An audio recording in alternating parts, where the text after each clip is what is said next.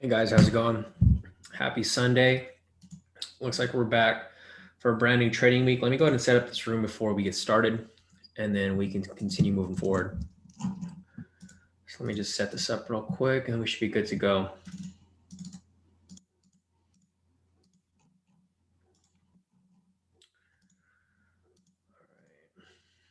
this posted up to our social media. Get this on the Telegram real quick as well. Let me see if I got everything set up here.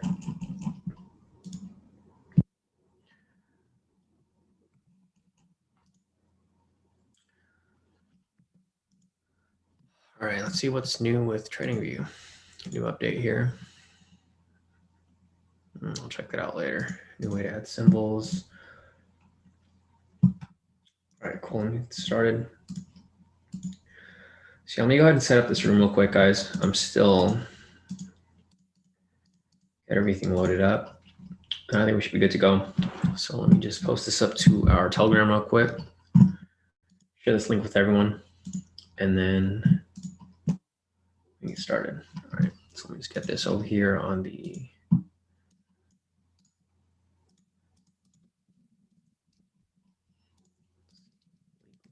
analysis. Let me send this out to everyone real quick. We should be good to go.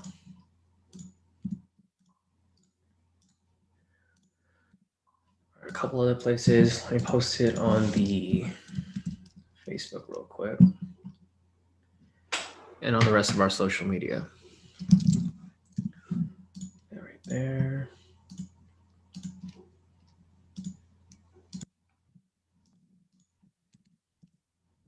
Email out as well.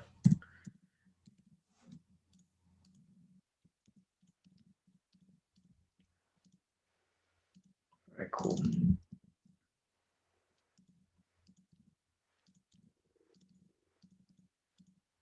Send this out to there as well. All right. It's good. One last place is the Instagram and the Facebook, and we could get started, guys. There. Get it on the Instagram real quick.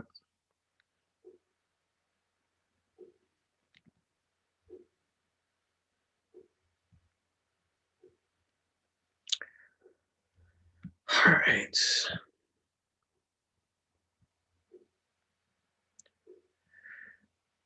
Oops, my bad. Let me post this.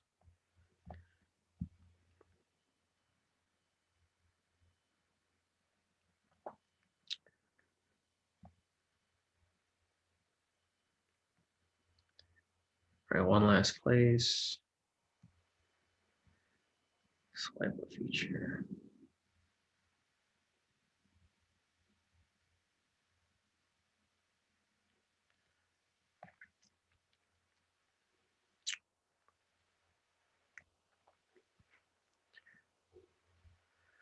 All right, cool. Looks like we're good, guys. So happy Sunday, guys. Hopefully you guys had a great weekend. You know, obviously I'm here ready to make some money, ready for the trading week to start back up.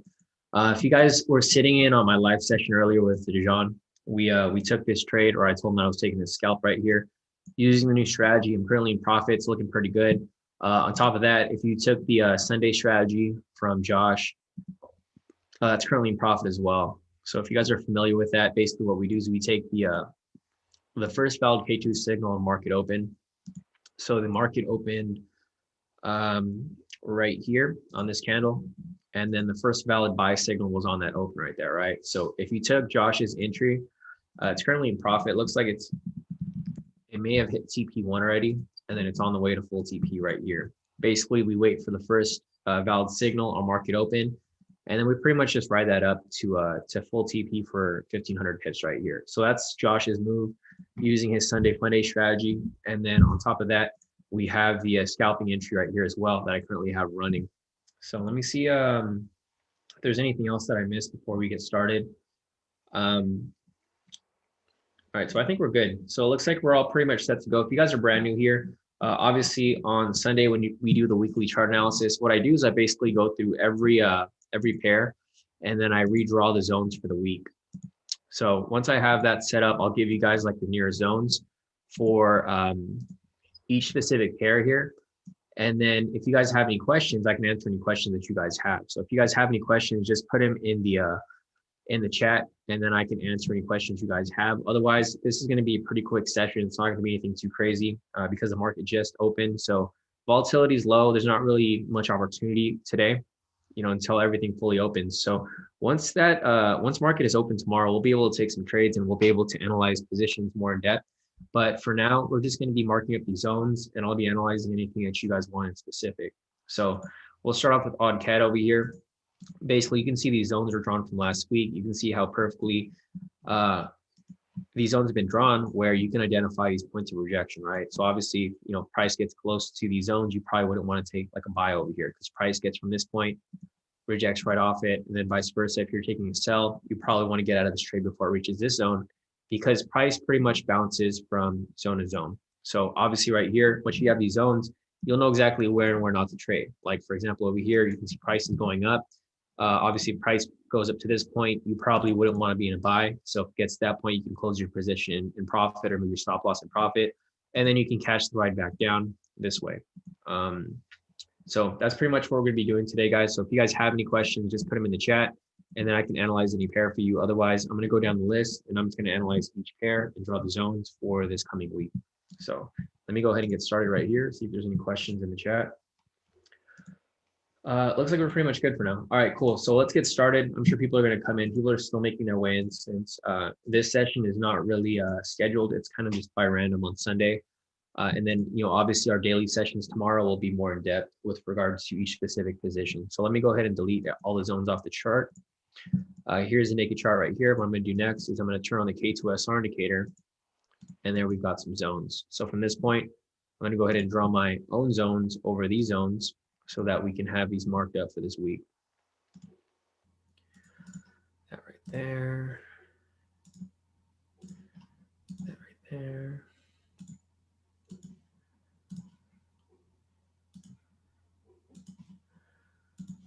All right, so these last two zones above here, and then we should be pretty much good to go. Oh, that's weird. Okay, so Dijon said I can't. Okay, so that's probably why the messages aren't popping up. So let me fix the. Wow, that's weird. Yeah, so Dijon said it's not letting us post messages in the chat. I'm not sure if. Yeah, it looks like everyone is having that issue. So Dijon and Cameron said that it's not working. Let me go ahead and see if I could fix this. That's weird. All right, let me just refresh this real quick. There might be something wrong with the settings. That's weird. Okay, so let me I don't know what's going on with this chat. Let me go ahead and I'm gonna enable it, and then I'm gonna re-enable it. So it's kind of weird. It's working earlier. All right, let me re-enable it.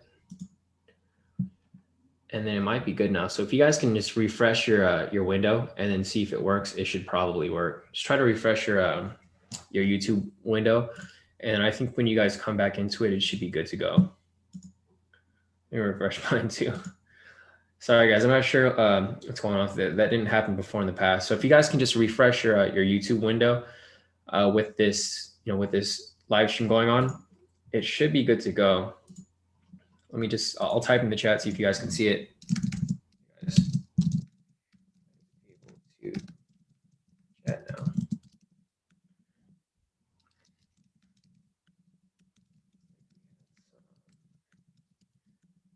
Technical difficulties. All right, cool. So John just responded.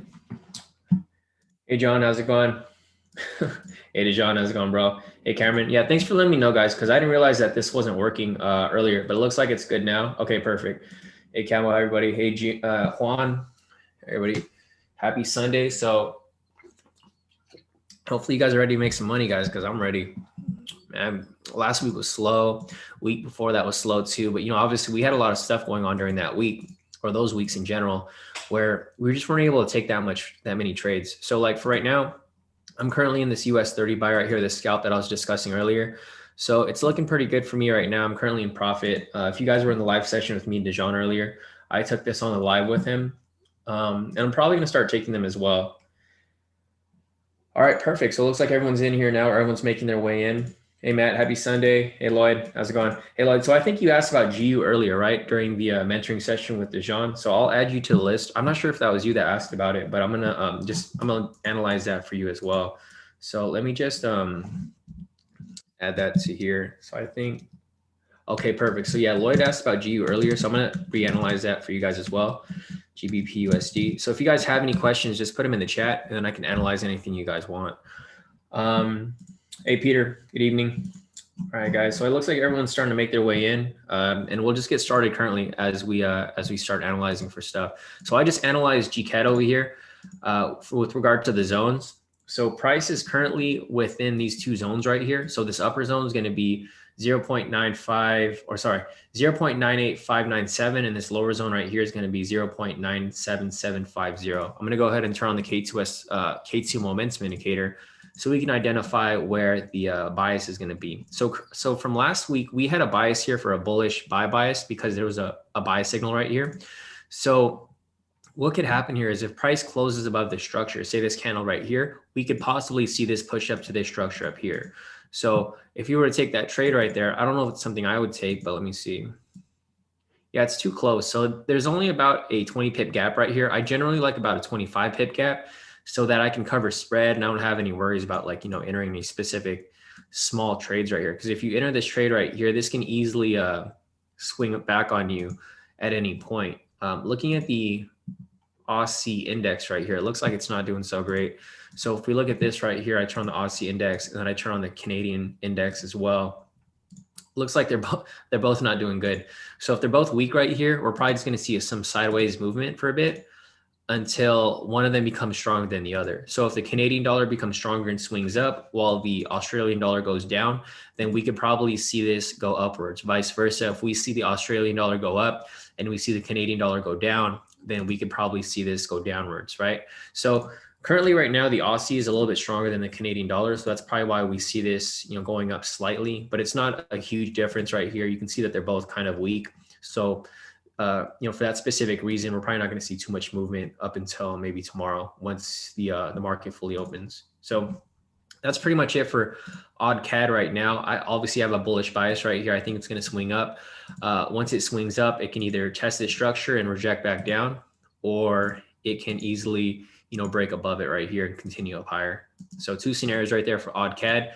I think first of all, we're going to take a look at GU. So we're going to take a look at GU for Lloyd. Let me add that to the list. Or actually, I already did. And then we have GJ for Cameron. So let me take a look at that as well. And Idalia, we have GCAD. So Idalia wants me to take a look at GBP CAD, and then Cameron wants me to take a look at GJ. And then for Chez, we're going to take a look at Euro Odd. So we got 4 pairs on the list right now. Pretty good start. Anything else? Let me see if there's anything else. So Manny's asking, new to your live, what indicator did you use to draw your zones? So I use the K2SR indicator for this specifically, Manny. So I'm just going to show you, for example, over here, I'm just going to pull GU because that's going to be the first one we look at. So for this right here, I'm going to go ahead and delete everything off the chart. And this is pretty much how our chart looks. So from this point, I zoom out from here and I turn on the K2SR indicator. If you want to get these indicators, they're available to you. Just go on our website, k2trades.com, and then you'll have to subscribe to the K2 strategies. When you have that, you'll have access to all of the K2 indicators right here. Obviously, if you have these indicators, it makes things a whole lot easier because you can identify where the zones are without even having to guess. Because the problem with a lot of traders is they draw zones in the wrong places, right? Because for example, here, there's so many support resistances that you can draw, right? This can be resistance. This could be like a resistance that was broken. This could be a support. I mean, there's so many different places you can draw them. But in order for you to take out the guesswork, that's where we use the K2SR indicator because it automatically plots the strongest support and resistance areas on the chart for you, using the algorithm that I've developed.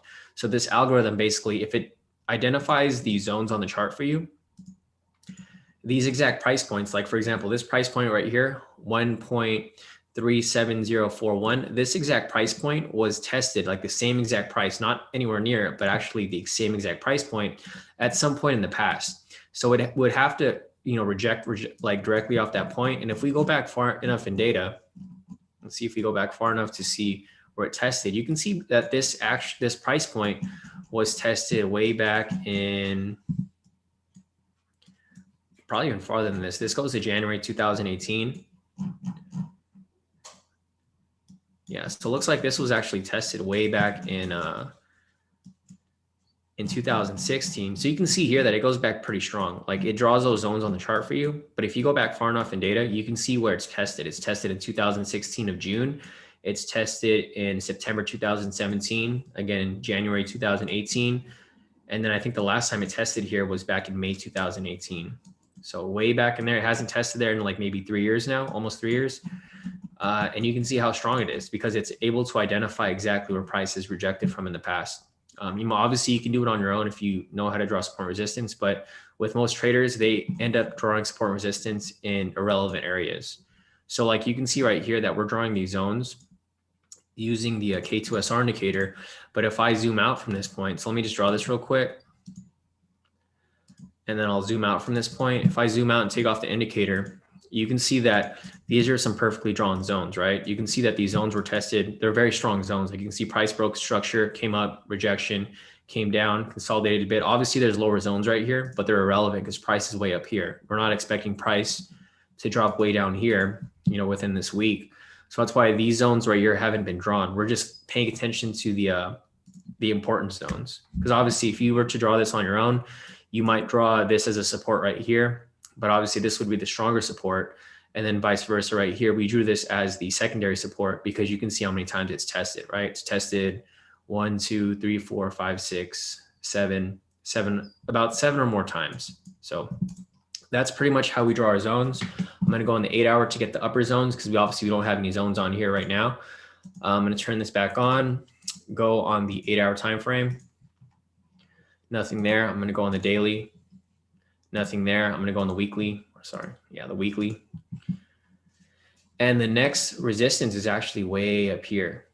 So if we were to take a buy position right here, which I think we do have currently active right now, it's not going to reach resistance for a very, very long time, right? So for example, right here, if we were to take a buy right here, it can push it pretty far up until it establishes new zones because there's no zones right here. So price might go up.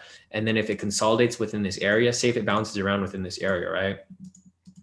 Then it'll create new zones within this area. But just looking at the data that we have at hand, there's no zones in this current area right now. Because if we go back, let's see when was the last time that price was in this area. So if I go back all the way back here, you can see that the last time price was in this area was back in 2018. So obviously these zones right here they're not strong zones at this point in time because price hasn't been in this area for so long. So it's going to have to establish new zones in this area. But once that does happen, we'll have that ready for us.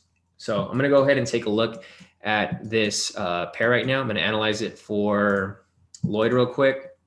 So Lloyd's in this trade right now. I'm going to zoom out from this point. I'm going to turn on the momentum indicator right here.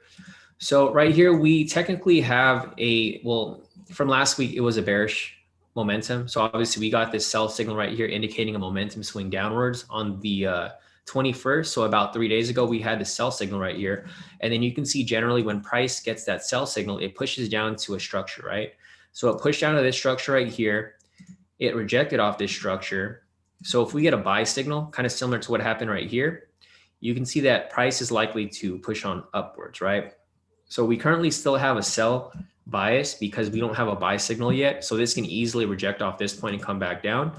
Or if we do get a buy signal, it can easily break through this structure and continue up higher, possibly to the next structure above here, right? Because this has got a long way to go before it reaches this next resistance up here, which is the weekly resistance, which was tested. Let me see when's the last time it tested that area.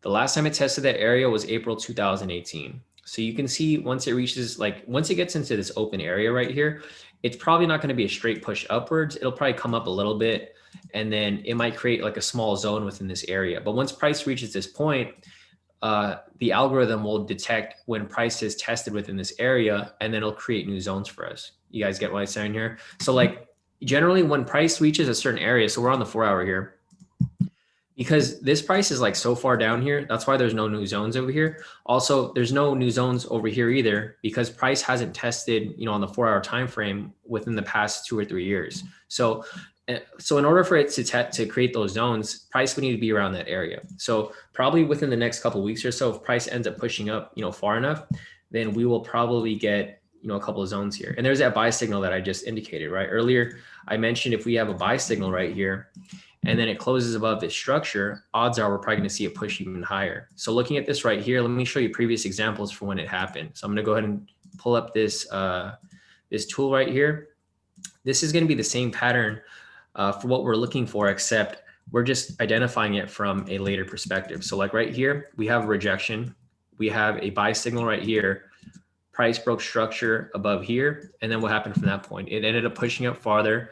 And then once it broke structure right here, it tested this structure before it came back down.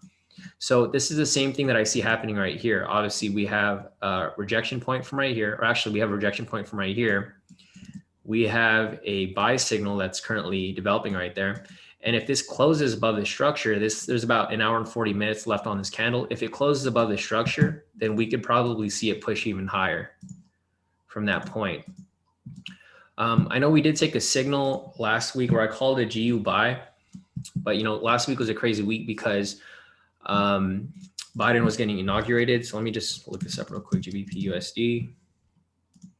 All right, so I put a buy stop over here on the 21st. So let me just set this up. 21st was right here. All right, so this is where we made our entry right here. Our TP stop loss was about 100 pips. So this is recovering back up. Like we went into some heavy drawdown last week because there's a lot of stuff going on in the world. Obviously it came down, tested the structure, swung back up. We have that buy signal that's currently pending. So if this closes above the structure, we can probably see it shoot up and reach our full TP over here. So this trade is currently still active. And this is basically what I see happening here. I mean, obviously you can see the patterns just repeat itself, right? You can see rejection, buy signal, bullish move upwards. Again, right here, rejection, buy signal, and then what happens is after the buy signal, bullish move upwards. Even in the other direction, vice versa over here, we have a rejection off this structure. We have a sell signal right here, and then what happens from that point? It pushes down, right? It's the same pattern, just repeats itself. So if you guys are able to identify these zones and able to identify momentum using the K² momentum indicator, you're going to be able to spot these moves right here. So, I mean, this has been repeating for a long time, right? You can see right here as well, we have a rejection from this point. There's probably a zone here if I were to draw zones, but we have a rejection point from there. We have a buy signal right here. We have price break structure right here. And then what happens from that point? It pushes all the way up here. And then opposite end, we have a rejection from this point. We have a sell signal right here. And what happens? It pushes down to this structure as well, right? It repeats itself. So if you guys are able to identify this using the K² strategy, you guys can make a ton of profit. This is the only strategy I use for the premium signal. So, if you guys have been following K², you guys are familiar with our, our win rate with my signals. So if you guys learn the strategy, you guys can take these trades without even waiting for my signals, which is what a lot of the K² members do. So let me go ahead and take a look at the chat real quick, and then we'll continue on. So this is pretty much what I see happening right here. I have a bullish bias, and I think it's definitely going to push up higher if this candle closes above the structure. So let me check out the chat real quick, and then we'll continue on. So let's see. All right, so we got John's asking if I do hedging. So I don't hedge at all, John. I just take trades and I let them run. So like for example, here I took this buy entry. I'll take multiple entries sometimes. Like if I have 2 scalp entries, I'll take 2 scalp entries like we did last Friday, where I was hitting, the TPs are like within the full move, but I don't hedge. The problem with hedging is that a lot of people, they start to lose track of their risk, right? If they take too many trades and they try to hedge, within a position, they don't pay attention to how much risk like they have within a specific trade. So if you're hedging and you're not really following your risk, you can blow your account pretty quickly. So that's why I never really hedge like that. I just take a calculated risk and like a fixed lot size. Like for example, here, I was taking US 30. I'm currently in this position right now. I'm currently in profit. I took a small position because FTMO changed their lot sizes. So right here, I'm currently in profit about 17 or 18 bucks because I took a small lot size, but normally I take a standard lot. So if I was taking a standard lot on this, I'd be in profit like 180 instead of 18 bucks. But I use a fixed lot of 10 lots, or I guess one standard lot now with their new calculations for this specific pair. And I just use that for every trade because for that, I'm risking about 500 bucks. So I'm risking like a 0.5% per trade. And if the win rate's high, like for example, right here, we have a whole bunch of wins right here. It just keeps repeating itself because if I'm scalping, I'm able to get it in and out of these trades pretty quickly. Like right here, I take a scalp, make 500 bucks, scalp 500 bucks, trying to make another scalp right here, another 500 bucks. And I understand why risk is. So that's how I trade. I personally don't hedge because, like I mentioned before, it's just too risky. All right, let me see if there's anything else over here as well. Let's see if there's anything to cover before we continue on. So let's see. Anthony said, can you look at Nasdaq? So I'll take a look at Nasdaq for you guys as well. So Anthony wants Nasdaq 100. Engage, you want Nasdaq 100 as well, right? So I'm going to analyze Nasdaq 100 for both Anthony and Gage. Let me see if there's anything else here as well. Stevie wants me to take a look at gold. And let's see if there's anything else here. Lloyd said, I'm new at it, but I've been trading GU on my demo. I see the same as you. Nice. Well, that's perfect, man. So if you see that bullish move, if both of our analysis line up together, then odds are it's probably going to play out. So we'll see how it plays out. I mean, this candle still has about an hour and 30 minutes left on it. So we've got some time for it to push up even further and close above the structure before we take this, or, before we confirm that it's going to be a bullish move. So let me see if there's anything else here as well.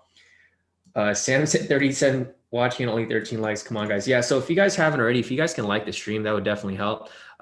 Just a reminder, I do this for free. Like I come on live for you guys daily and I give you guys advice and answer all these questions. So if you guys like this and you guys pull some value from it, if you guys can like the stream, that'll definitely help. That way I can continue to come on here and give you guys advice because this was originally planned to be held for only our premium members. But, I'm willing to give you guys all the advice and help you guys need, even if you guys are part of K2 or not part of K2. So, if you guys just like the stream, that'll definitely help me continue to come on here. Cause obviously this takes a lot of time out of my day to help you guys out when I could just be, scalping all day like I'm doing right here. So this might be the route of this webinar, guys. So if you guys sat in on the last webinar on Friday, I was scalping live with you guys, right? I was taking trades live on my MT4. I was showing you guys the profits, showing you guys the losses. And it seemed like a lot of you guys like that. So if that's the case, then I'll probably start just scalping live with you guys in the morning because we're usually just looking at US 30 anyways. And I trade Forex on the 4-hour time frame. So I don't necessarily need to be looking at Forex pairs all day. I'd rather scalp US 30 within, in between the sessions or in between the 4-hour candles. And then we'll just call the Forex trades when it comes time for those. So thanks for upping the likes on this video, guys. And thanks, Sam, for reminding me. I keep forgetting. But okay, so I'm gonna go down the list. Let's see, we just analyzed GU for Lloyd. Next up, we have GCAD for Idalia. And then we have GJ for Cameron. We have EA for Ches. We have Nasdaq 100 for Anthony and Gage, and then we have gold for Stevie. So if you guys have any other questions, just put them in the chat and I can analyze any pair that you guys want. So let me go ahead and continue on with this. We'll move on to GCAD next.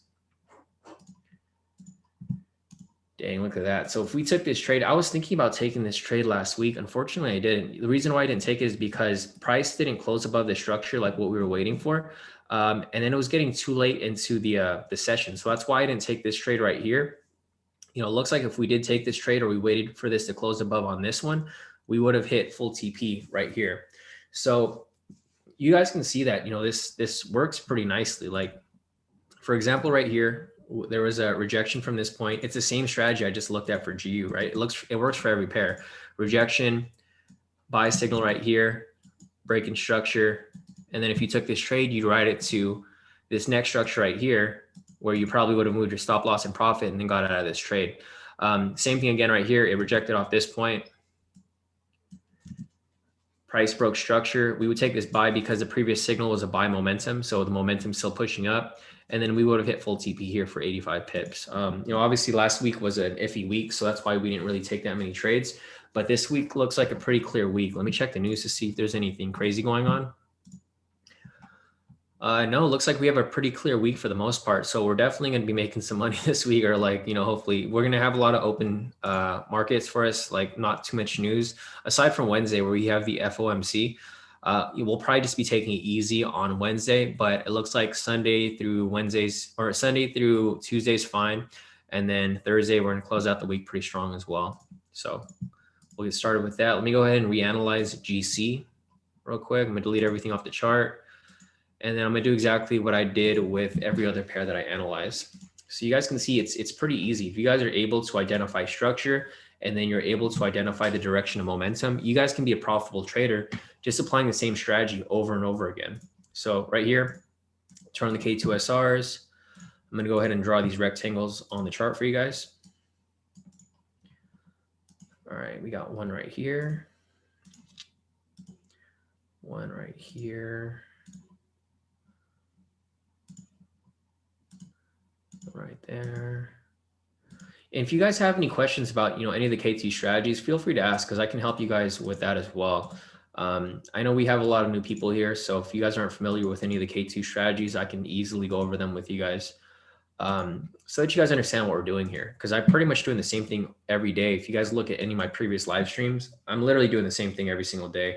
So the more that you guys sit in on my live streams, the more you guys will understand how I trade, because I trade the same way every day for every pair. And you guys can see that I'm very profitable doing this daily. So let me go ahead and show you guys GCAD right here. So once we've drawn our zones here, and I'll show you guys again right here, the zones here, once they're drawn up, it's pretty easy. Like once you have them lined up like that, you can see where these strong areas are of rejection and strong areas where if price break structure, you can expect a nice move in either, upwards or downwards, depending on which direction you're looking at. So looking at GCAD right here, I'm gonna turn on the momentum indicator. Right here, like I mentioned before, we still have a bullish signal right here, right? So our bias would still be a bullish bias. So for this right here, we would have, sorry, let me fix this. Yeah, so looking at this right here, we have a rejection from this structure down here. We have a break in structure right here. And obviously you can see from this point, it pushed up to here. What we're waiting for is we're waiting for price to break this structure above here, right? So once price breaks this structure up here, we'll have that full confirmation that it's going to possibly push higher. So at that point, we can enter a long position and write it up from this point over here. So this is basically what I see happening for GCAD over here. Let me see the last time that it tested or it broke that structure. So the last time it broke structure right here, it rejected and came straight down. This was around Thanksgiving. So I think that had something to do with it. Obviously, if you're trading around holidays, it's going to affect the market, especially right here during Thanksgiving. I think the market was closed for like 4 or 5 days. So that's why we had like, a big move right there. Let me see the last time it broke over here again. So the other times it broke this structure, so the first time it broke, it was over here and it had the nice bullish movement. But for these over here, it looks like every time it came back down. So when it initially broke structure over here, it shot up pretty nice. From this point up, it shot up about 185 pips, right? Approximately. It looks like every time it breaks it comes back down, then it swings all the way back down stronger. So you would have to wait for that first bullish move right here, kind of similar to what we're waiting for over here. It looks like it hasn't broke structure since November. So I think if it breaks structure right here, it'll probably have a strong move upwards. Actually, okay, I remember what happened here. So this happened right here because the COVID outbreak, right? They had the new strain that was found in November. So this is what caused the drop, because when that happened, they shut down the UK. And when that happened, obviously the UK, it weakened in strength. And that's why all of the other currencies gained in strength against the pound. So right here, I mean, the new strain is old news. Unless there's like new news causing the UK to shut down again, then it'll probably drop it. But if it doesn't, then it'll probably push up higher. because obviously you guys have to take into consideration news as well. So like, for example, over here, you can see these big drops. This was during the summer.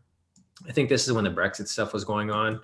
And then obviously over here in March, you can see this huge drop because this is when COVID became widespread and the UK closed, and that's why it dropped way down here. So that's something to keep in mind, guys. You know, obviously if you guys sit in on my daily sessions, I do analyze news. So if you guys are familiar with, you know, all the sessions I have in the morning, I analyze news and we try to figure out what causes these unusual movements in the market. But if the market moves smooth, then I anticipate it to continue up higher if it breaks this structure right here. So if price ends up pushing up higher to this point, which is about, let me see how many pips, about 80 pips. I mean, it's a long way. It's got a long way to go.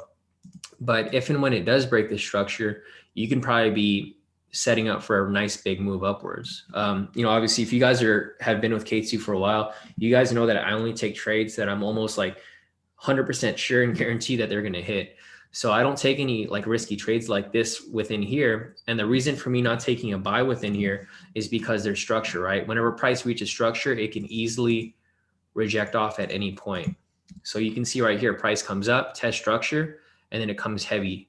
Again, right here, price comes up, test structure, and then what happens? It comes down heavy, right? So that's why I wouldn't take trades within this area. I'd wait for price to break above this structure so we have that full confirmation that price is likely to continue up even further. So that's basically why, you know, I'm super patient with my trades, guys. And that's why we have a high win rate at K2, because I don't just call random trades. Like I call trades that I'm taking on my own account. So if you guys see any trades that I call, like I've vetted those trades and I've looked at pretty much everything. You know, I've looked at the structures near it. I've looked at momentum. I've looked at the comparison between the indexes. Like I do a full analysis on these trades, guys. I don't just take trades just because. I take trades only if I know they're a winner. So like for right here, GCAD, you know, obviously I said it was going to be bullish, right? Looking at the pound index right here, it's bullish, right? It's above and pushing up higher. And the Canadian dollar index is pushing down. So with that said, that means that the pound's going to be strong and the Canadian dollar is going to be weak. So if that continues on, it's going to push up this way. You have that confirmation, it's going to shoot up pretty nicely. So that's pretty much what I see happening for GCAD over here.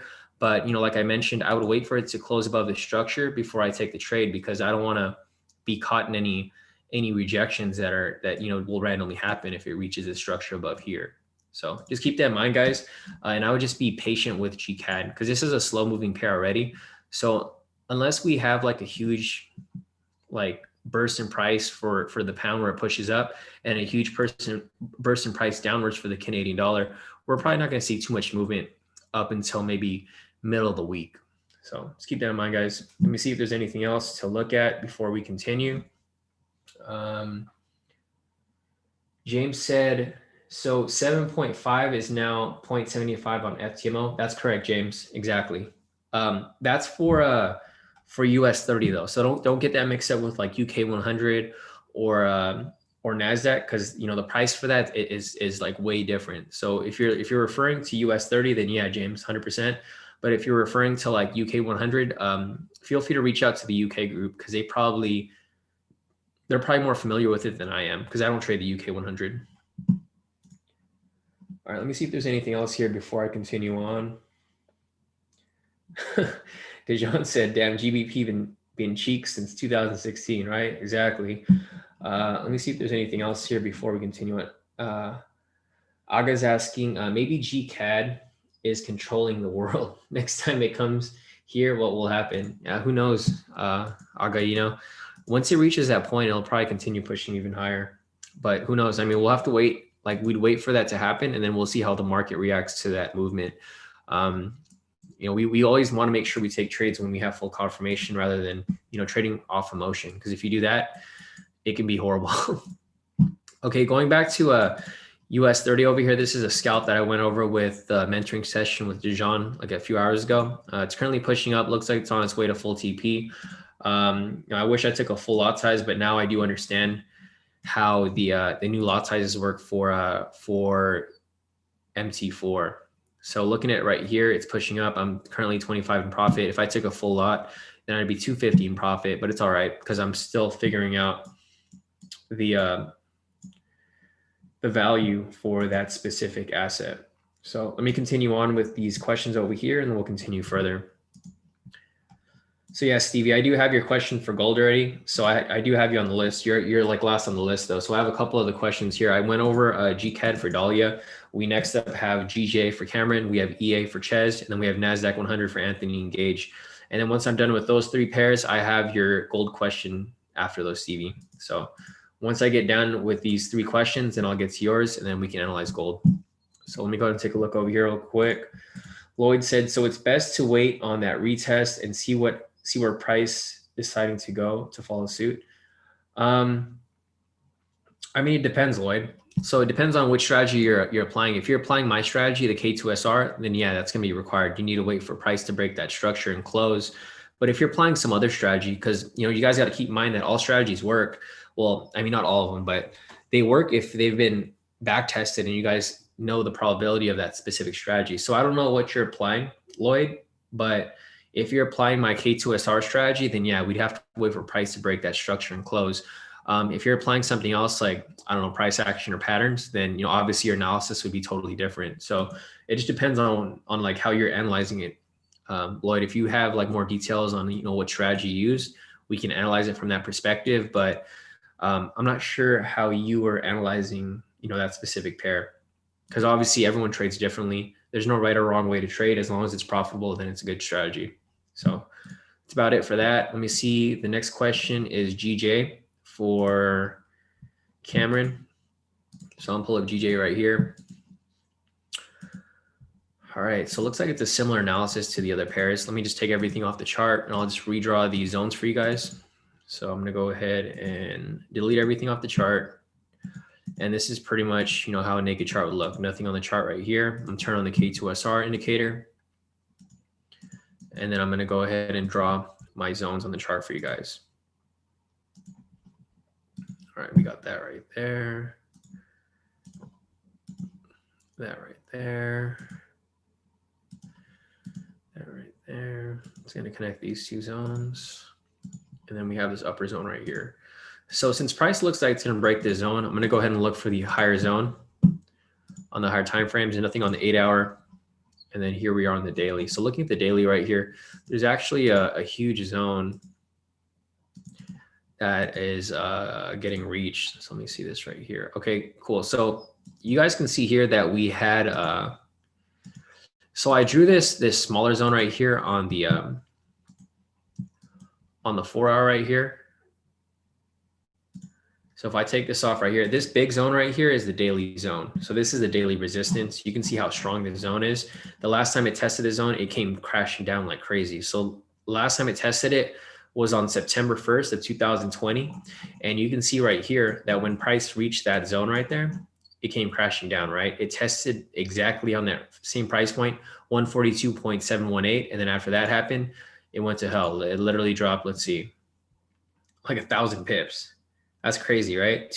967 pips to be exact, or 968 pips. So you can see that this is a strong resistance right here, right? Obviously, it's super clear that it's a strong resistance. The last time it tested that daily resistance, or on the 4 hour right here, it came crashing down like pretty heavy.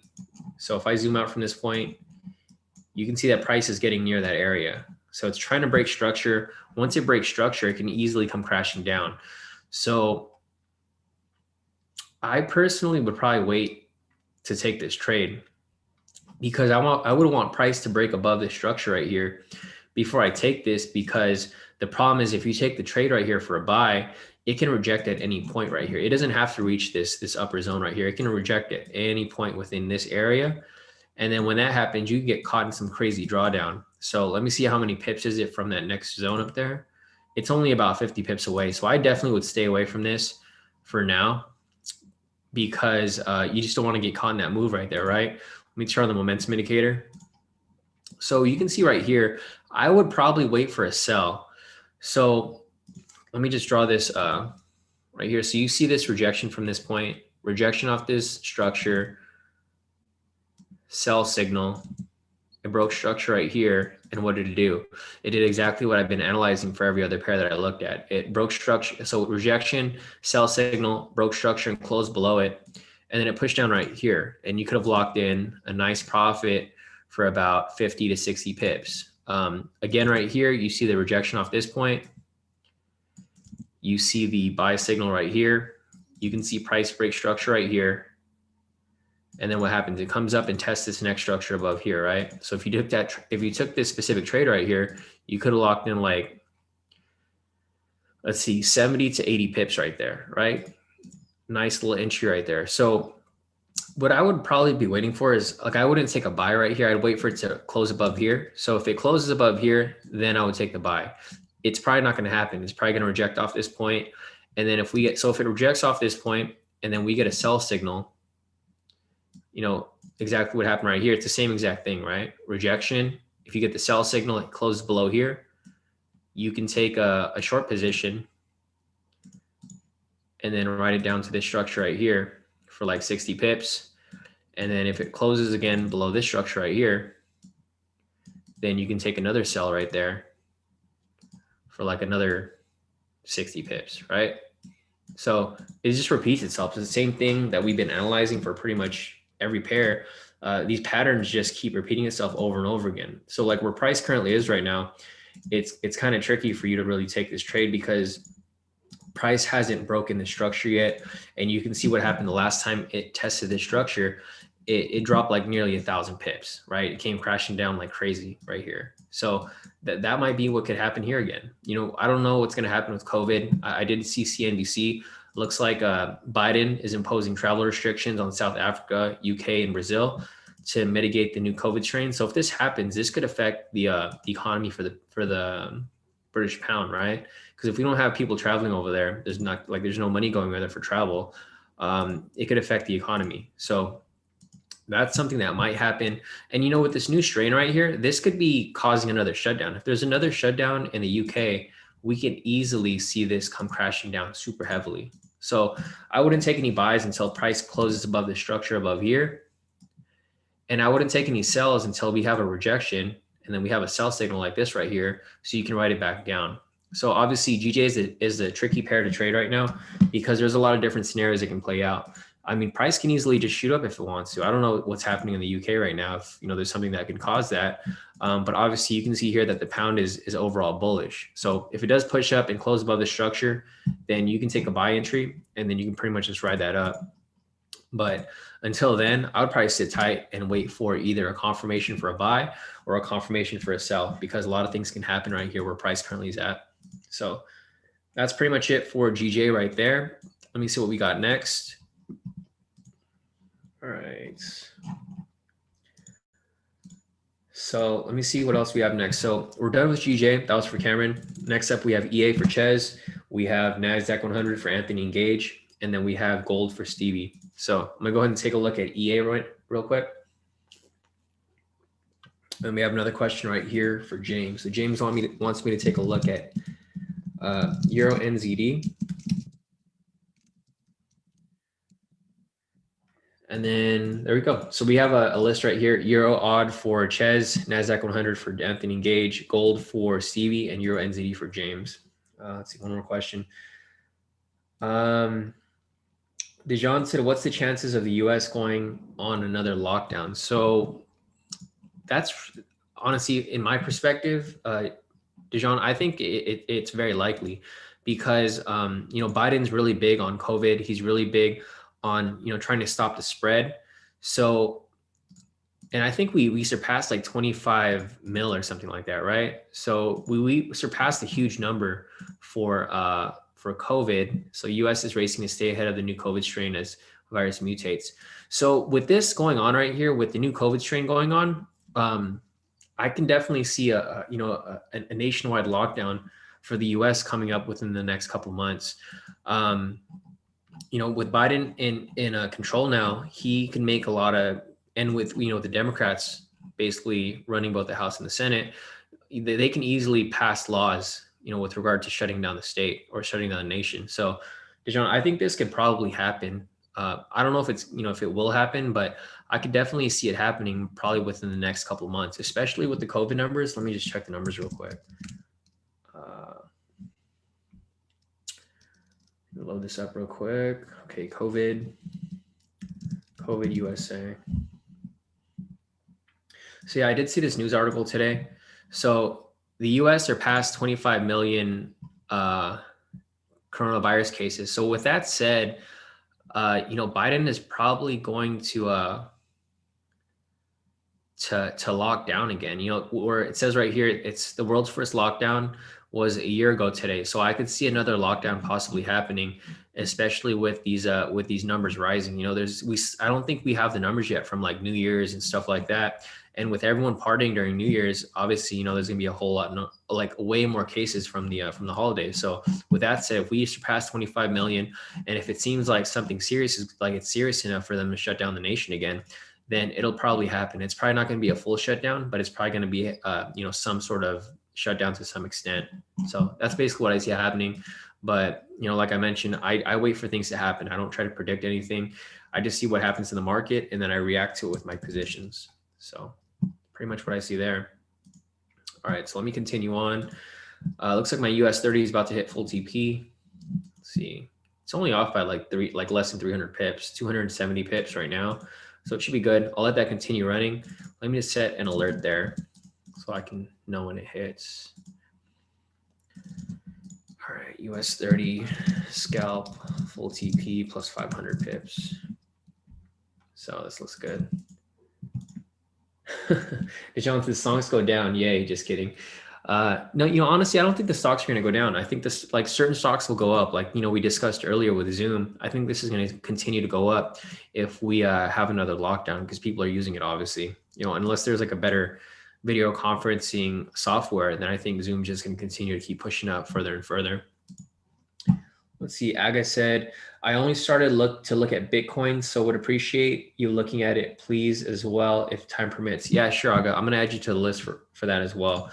So Aga wants me to take a look at Bitcoin.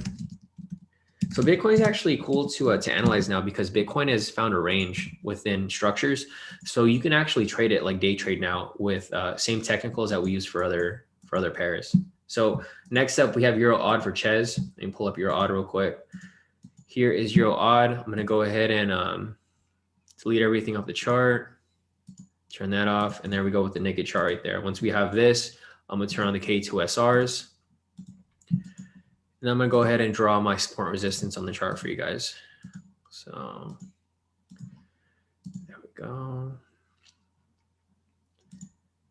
And for the new people here, you know, hopefully you guys are seeing like how these zones help, because a lot of people are still confused with like with some of these. But I mean, obviously when you draw the zones on the chart, it clears it up so much. So you can understand like where to trade and where not to trade, because obviously you don't want to trade near these rejection points, right? Because price can easily reject on you at any moment once price reaches them. Because history always repeats itself, right? Especially for Forex, it's a ranging asset. So technicals actually work very well with Forex in comparison to other assets like stocks or anything like that, that can easily break through structure at any moment. So looking at Euro Odd right here, we've drawn the zones. You can see how nicely these zones have been drawn. And you can see when price tests these zones, right? These same zones that we drew today have been tested back in September of 2020, again in July of 2020, and then again in June of 2020. So looking at this here, you can see how strong these zones are, right? I just drew these zones right here today, and you can see that it tested way back up until 2000, like early 2020, January 2020, all throughout 2019, and then back into 2018. So you guys can see how strong these zones are and how important they are to our analysis, because if they tested them back in 2018, 2019, you can see it just keeps retesting them, right? If we have these zones drawn up, then we're able to identify where to trade and where not to trade. So going back to where price currently is, this is where it's at right now. And let's see when the last time it tested that area. The last time it tested that area was back on December 2018, and then again in 2017. So it's tested it here around this time not every year, but every couple of years. So like right here in December into January, again right here, all throughout June, and then again the same time zone. So right here, it happened right here in early of 2018. And then again, right here, early of 2019. So here we are in 2021. It's doing the same thing again, right? So price is currently within these structures right here. I'm going to turn on the momentum indicator. Let me see. There we go. So we got this on right here. And what I kind of see happening right here is it looks like price tested this structure, and then it came back down after failing to reach, you know, this point up here. So what I kind of see happening right here is one of two things. So scenario number one is we have a bullish bias right here, right? So what I could see happening is I can see price rejecting off this point and finishing this move right here, which was, you know, there's probably an entry right here at this point when it broke structure to reach this point up here, right? So this move hasn't completed yet, or it might have hit stop loss. I don't know. If we're trying to reach this point right here, it looks like something happened here that caused price to drop. Let me check the index real quick, because I think we were in that trade that actually hit stop loss for us. So looking at the Euro index right here, it looks like the Euro index is, I don't know, for some reason it came down right here. So that caused the Euro to be weak. And then the Australian index right here has just been going sideways. So it's kind of unusual that we saw a really big move here for Euro odd. I mean, it's not a huge move, but it's a pretty big move. But looking at the scenario here, this is possibly what I see happening. Scenario number one is price rejects off this point and then shoots up. However, if this sell signal right here closes, so this is scenario number one because this hasn't closed yet. If this happens, it rejects off this point and then swings back up. And then at that point, it can either reject off here or it can break structure and continue up higher. So that's scenario number one. Scenario number two, because we have a pending sell signal here, is if that sell signal ends up closing, so if this sell signal right here ends up closing with a sell signal, and then it closes below this structure right here, right? If that happens, then we can anticipate it to drop to this structure right here. Because you can see the last time it happened, we had a rejection off this point. We had a sell signal right here and it broke structure, right? That's exactly what we're looking for right here. We're waiting for, we have the rejection right here.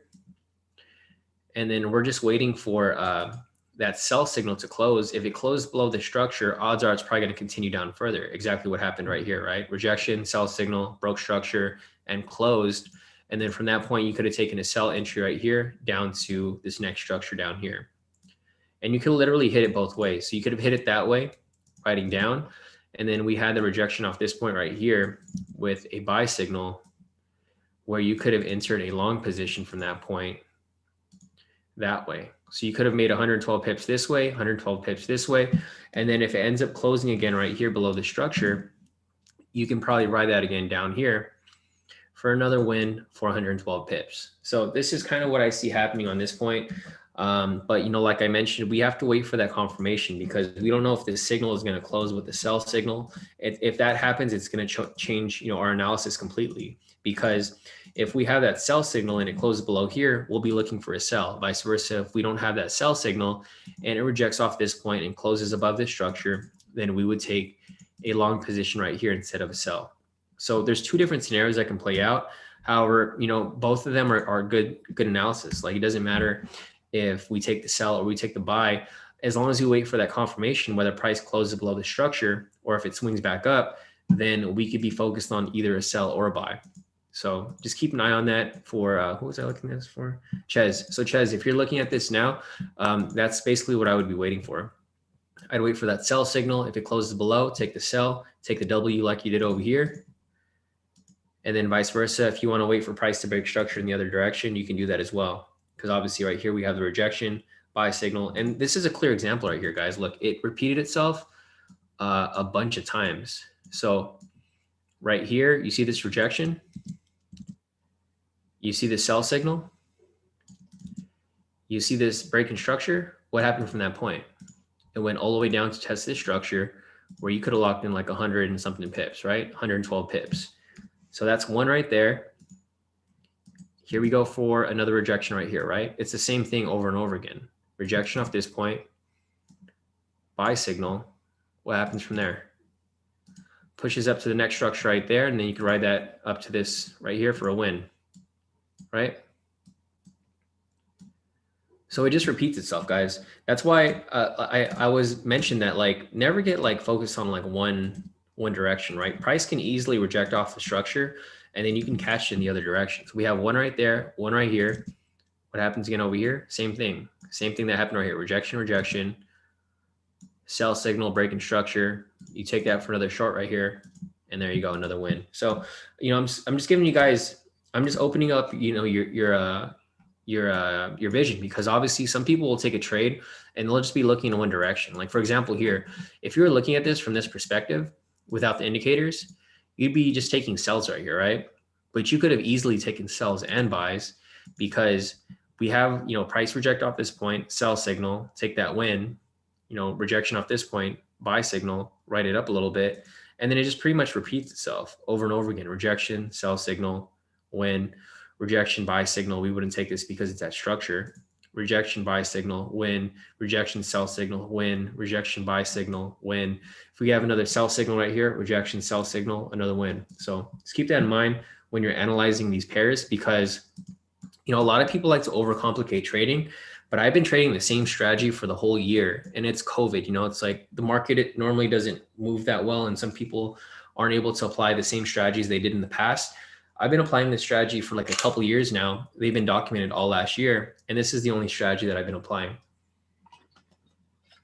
So that'll show you that this is, you know, it's not a seasonal strategy. A lot of people have seasonal strategies. They only work during certain seasons, but this works all year round. So if you guys learn this strategy, you guys can easily be consistently profitable just doing the same thing every single day. So that's about it for Euro odd. Let me see if there's anything else here. All right, so I'm done with Euro odd. I'm going to take a look at Nasdaq 100 for Anthony and Gage. Let's see, August said, it's long in Australia with bank holiday tomorrow. Oh, it's a thing today. I'll go, let me check the news over here real quick. It's kind of weird because I don't have it right here on Forex Factory. So yeah, if it's not on Forex Factory, then I'm not sure if it's really like, I mean, I don't know, because I'm not Australian, so I didn't know day for you guys. Factory, then I probably don't have something, you know, really that huge, but because I only look at, let me look at the low impact internet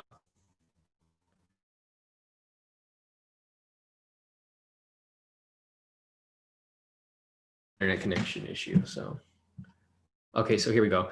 I'm gonna go ahead and turn on the lighter news here. Okay, I see. Yeah, it's a bank holiday for Aussie tomorrow. Yeah, I see it right here.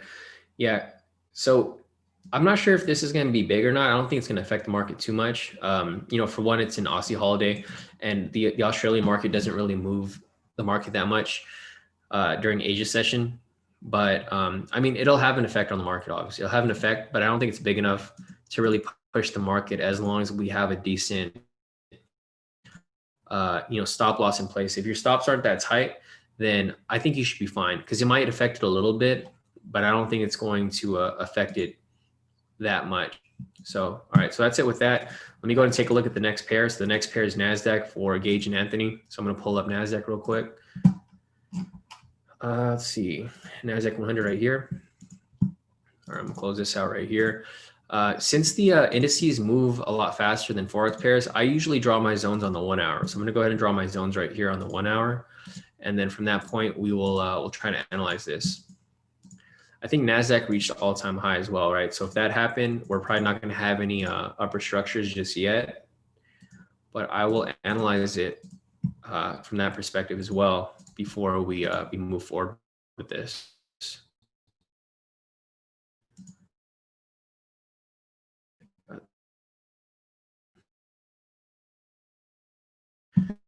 That right there, there, and also that right there. So I'm going to go ahead and hide the K² Star indicator. Let me see. Actually, let me see if there's a higher zone. I don't think there is, but I'm going to look anyways. Go on the 4 hour.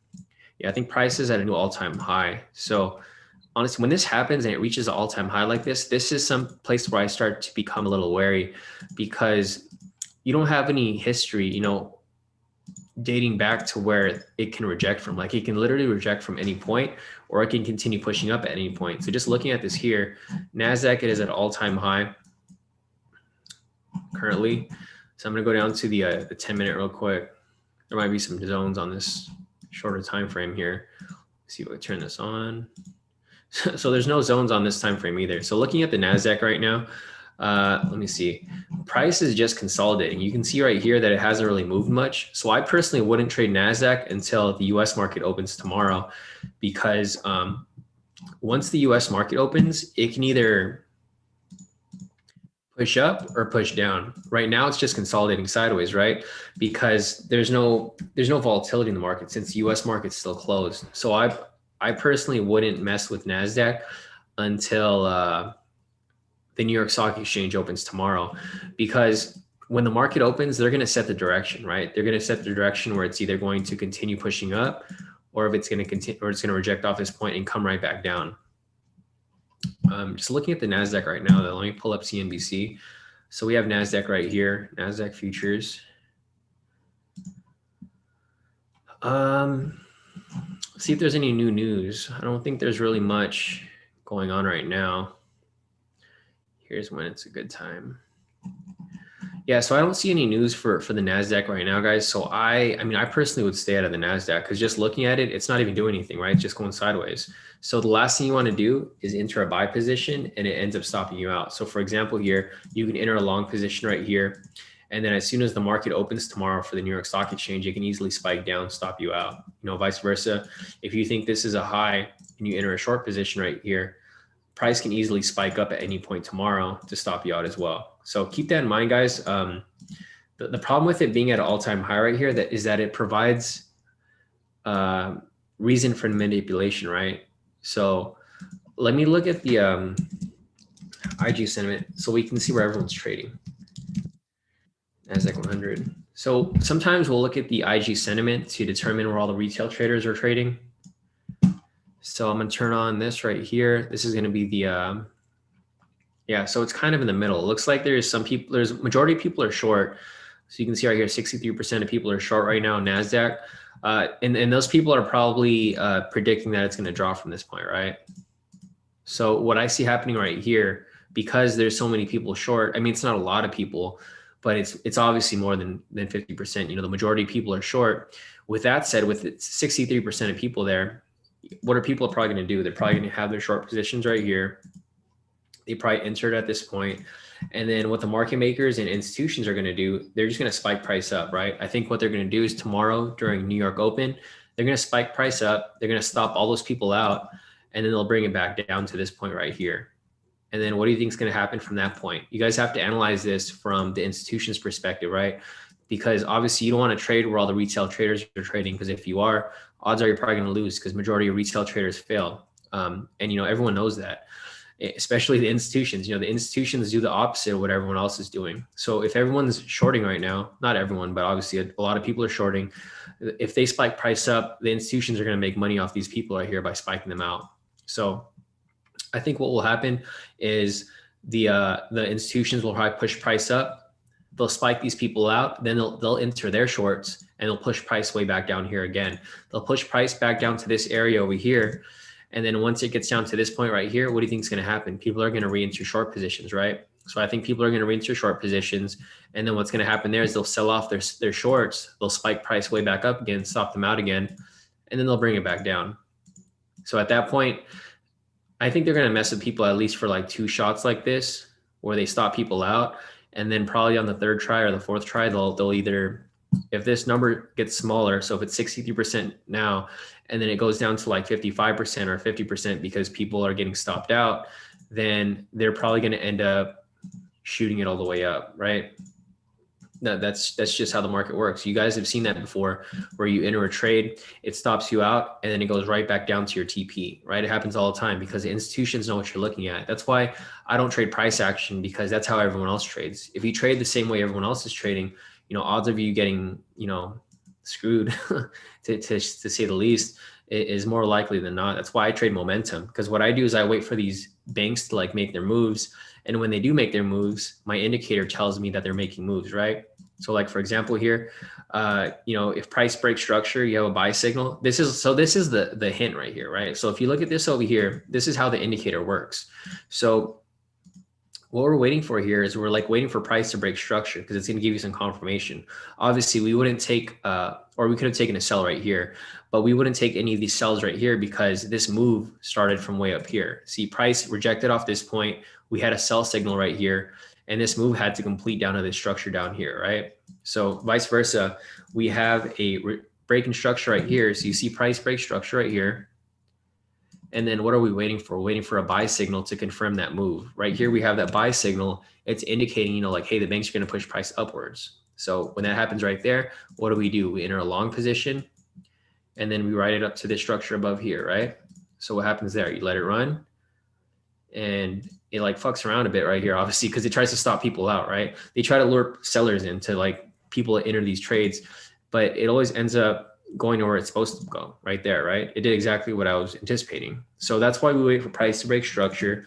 And then we wait for that, you know, confirmation with a signal indicating like, hey, the institutions are pushing price in this direction. We should probably ride that wave. So that's all I do, guys. And that's how all the strategies work. I basically just, I wait for a confirmation where price breaks structure, and then I wait for the price confirmation as well. So like, for example, right here, price hasn't broken structure, right? So I wouldn't have taken this trade yet, but price broke structure right here. It closed and it gave a buy signal. So with that said, I would have taken a long position here and pretty much rode it up to the next structure. Same situation right here. Price rejects off this point, sell signal.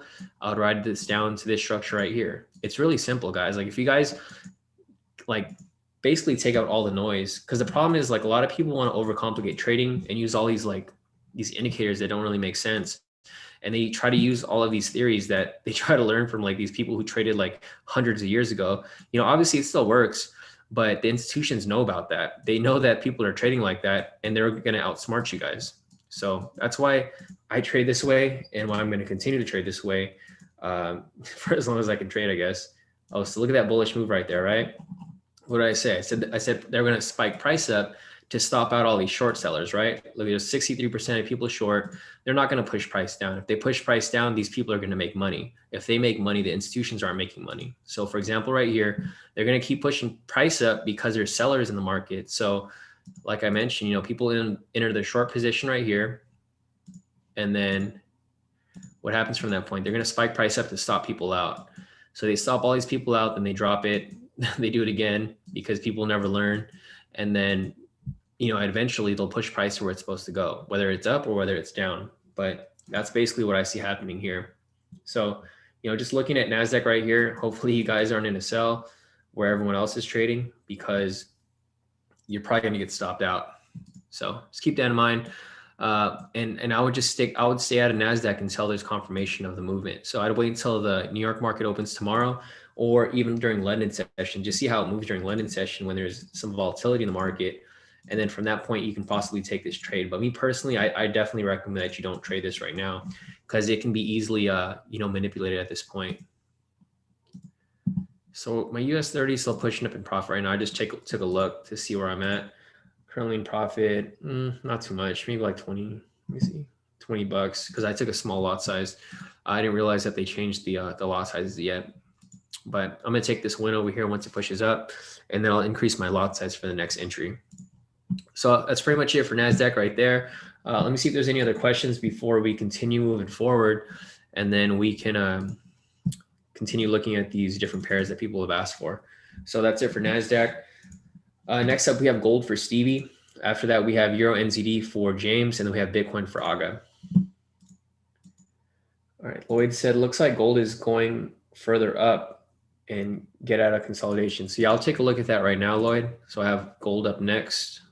So let me go back to the 4-hour chart right here.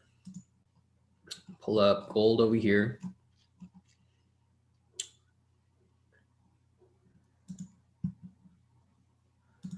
All right, so looking at gold right here, this is what I was mentioning yesterday, right, guys? Or not yesterday, like literally all of last week. I was mentioning that I would have waited for price to either close above here or close below here to get that confirmation that, you know, price is breaking out of this. I guess you consider this a consolidation zone. So looking at gold currently, I'm just going to delete everything off the chart and reanalyze it. So I'm going to zoom out from this point, turn on the K²SR indicator right there. And then I'm gonna go ahead and draw these zones. So that one right there. This right here. That right there. That right there. That right there. And then we got a couple more right here. All right, so once we have those drawn, I'm gonna go ahead and take that off the chart. Zoom back into this part right here. So you can see that gold's actually been moving pretty messy. So it's created a zone within these two zones right here. This wasn't here before, right? So we analyzed this last week and there was no zone right there. It was just, you know, rejection points. But it looks like since price has been testing within this area, obviously it's tested it a bunch of times, you know, 1, 2, 3, 4, 5, 6, 7, and then 8 right now. So it's tested this specific zone quite a bit of times. I'm gonna turn on the momentum indicator. Right here, we have a bullish bias, obviously, right? So with this bullish bias right here, I probably would like to look at the IG sentiment. So IG sentiment for gold. I just want to see where everyone's trading, right? Obviously. So right here we have, wow, look at that. 83% of people are long. So what do you think is going to happen here? I think it's going to drop. So with that many people long, that's a lot of people long for gold. You know, the only reason I'd see that push up is if there's something actually going on, you know, causing gold to go up, like COVID just goes crazy all of a sudden. But just looking at that here, if there's this many people that are long, you know, what do you think happened last week? Because if you followed my analysis for gold for the past couple of weeks now, I've been analyzing it every week for you guys. And I kept saying that there was a lot of people long and then it was probably going to drop, right? And it did drop from this point right here. So what I kind of see happening here, I don't think they're going to make it that easy for people to trade gold right now because there's such a huge sentiment, right? If there's such a huge sentiment like this, that they're going to mess around with price. They're going to push price up, and I think it's going to down, and then it's going to come back up a little higher from this point. But I think it's going to continue to keep dropping. So every time that happens, they're going to keep stopping all these people out, causing sentiment to shift the other way, right? When people get stopped out of their long positions, this number is going to get smaller and smaller. Right now, there's way too many people long, 83%. Do you think the institutions are going to let you guys win? Like if you guys are long gold, they're not going to let you guys win, because if they let you win, they're not going to make any money, right? The only way they make money is if they stop out retail traders. So like, for example, here, if they stop people out down here, what do you think they're going to do? They're going to rebuy their position. So they stop people out right here. And then this sentiment will go down to maybe like 80%. And then once that happens, they're going to enter their long positions, and then they're going to push price way back up. So people will keep having, so they keep thinking that it's going to keep going up, right? You guys can see that market gets manipulated all the time, and gold's like one of the most manipulated assets. That's why I personally don't trade it myself, because it does work. Like, I mean, you can make money trading gold, but if you don't know what you're doing, you're going to get stopped out like almost every time. Like you can see all these people killing it at gold, right? And if you look at their analysis, it's not what everyone else is doing. They're doing the complete opposite. Like for me here, I would take a sell if I was to trade gold, because there's so many people long.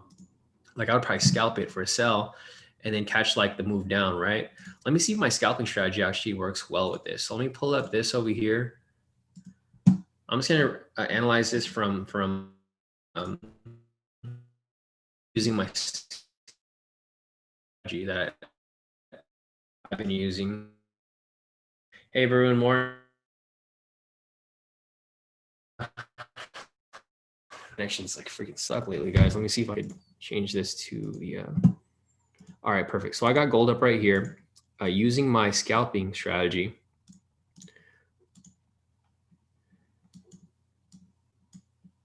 Yeah, so it looks like just trying to see if there's any entries over here. All right, so we have one right here actually. So looking at this right here, it looks like my scalping strategy could work pretty well with gold. And just looking at it from this point, if you guys are familiar with, you know, how my new scalping strategy works, I look for a rejection off the pivots, and then I look for a second confirmation where it rejects off a zone. So right here, I have a zone drawn. Basically, so this would be the entry over here. So at this point, we have a rejection off the pivots with no body within the zone. or I mean within the pivot area. So right here, price, we have this nice wick right here, wick rejection. And then the second confirmation is the zone right here, right? So we have a 2 confirmation confluence where price has rejected off this point. I would have zoomed out from this point, entered a short position from here. And then I would let it run. And then obviously would hit full TP there for like, I think this would be like 85 pips. I don't trade gold anymore, so I wouldn't really know. But just looking at this here, it looks like it plays out pretty nice. So I might start scalping gold again because this strategy just works very, very well with this specific asset. So like, again, right here, wow, this is a nice entry. So looks like I can make a ton of money off gold using this new scalping strategy. So again, right here, we have the same thing. So looking at this point right here, we have, or actually it could be even this one right here. Looking at this right here, we have price come up. It rejects off the last pivot right here. It's just a wick, right? It's just a wick, and it rejects off the zone as well. So with that said, I would enter another short position right here at the close of that candle. And I pretty much just ride this down for like another 800 pips for like little to no drawdown. So I think this is something that I might start applying because there's a ton of entries I could have taken right here. There's another rejection off this point. 50 something pips, another rejection off this point, another 50 something pips. Like these are a bunch of wins that I could have taken. Let me see if there's anything I could have taken in the opposite direction over here. Turn on the K2SR indicator. And this is a new strategy that I just developed, guys. This is brand new. I mean, obviously, I'm always looking for new strategy. I'm looking for new ways to make money all the time. So if you guys have been following K2, every time I get a new strategy, I share it with you guys, and we all make money off it. So, you know, it's a win-win for all of us. So like, again, right here, we have a rejection off this zone, and then it's rejection off the pivot and the zone. Could have entered a long position right here. Or was it right here? And we probably would have, so I don't know if I would have went this far out. The problem with me scalping gold is I haven't done it for a while, so I'm not really sure what the ranges would be. But I generally would put my stop loss below the pivots, right? Obviously, right here for about 20 pips, and then I would just write it that way, and I would just keep re-entering whenever I had the option. So like right here, I would lock in 200 pips. Looks like there's a couple other entries right here as well, where I have my stop loss below the pivots right there for about 200 pips. And it looks like there's a ton of pretty nice scalping strategies. I mean, scalping opportunities within gold. But, you know, going back to my original analysis on the higher time frame, like I mentioned earlier, there's too many people that are long right now. I don't see them pushing price up because these are retail traders right here. 83% of retail traders are long. The institutions are probably going to spike price down, I think, from here. And then at this point, it might reject off this point and then maybe come back down again. I think it's just going to keep going back and forth until until something happens, like in the economic news, that pushes gold either up or down, or until the sentiment goes down to like maybe closer to 50%. If it goes down to like 50 to 60%, then they could probably start pushing price in a, you know, directional, like higher or lower. But I think for now, it's just going to be highly manipulated because everyone is betting on it to go up. So if I was to bet on it, I would bet on it to go down because obviously I don't want to trade where all the retail traders are trading. But yeah, I mean, that's pretty much my analysis for gold right here. I think it's just going to go sideways, and I think it's going to keep bouncing back and forth before it breaks above here. So if it breaks above here, then we could probably anticipate a nice bullish move, kind of similar to what happened right here, right? Price broke structure right here, and then it pushed all the way up there. So when this happens again right here, that's probably what I see happening. You know, vice versa. If I see price break below here, then I would probably anticipate it to push way down there. But until that happens, I would just scalp gold all throughout these zones over here. Because just looking at gold here, this is not something that I would want to hold long term. Because like, for example, if you were to enter a short position or a long position here, like everyone else is entering, this is like a 313 pip stop loss, right? This is pretty wide. I mean, unless you have you're able to have a huge stop loss like that, then I probably wouldn't take it because your stop loss should be way down here, like 400 pips. So if that's the case, and that's a lot of risk depending on how much you're trading gold, because gold isn't a cheap asset to trade. And, you know, I wouldn't want to trade it where it's like bouncing around right here, right? Because look what happened here. I think in January, like last week, I'm sure sentiment was still high. Because if you guys followed gold with me analyzing it for the past couple of weeks, past couple of months, it's always been strong bullish, right? So whoever was here when it was bullish, because I remember it was right here before it even spiked. I remember we were analyzing it when it was still within this area right here. And I was like, yeah, it's probably going to keep going sideways. And then I said it was probably going to spike down because sentiment was so high for bullish, right? So like right here, it was going sideways for a bit, like I mentioned.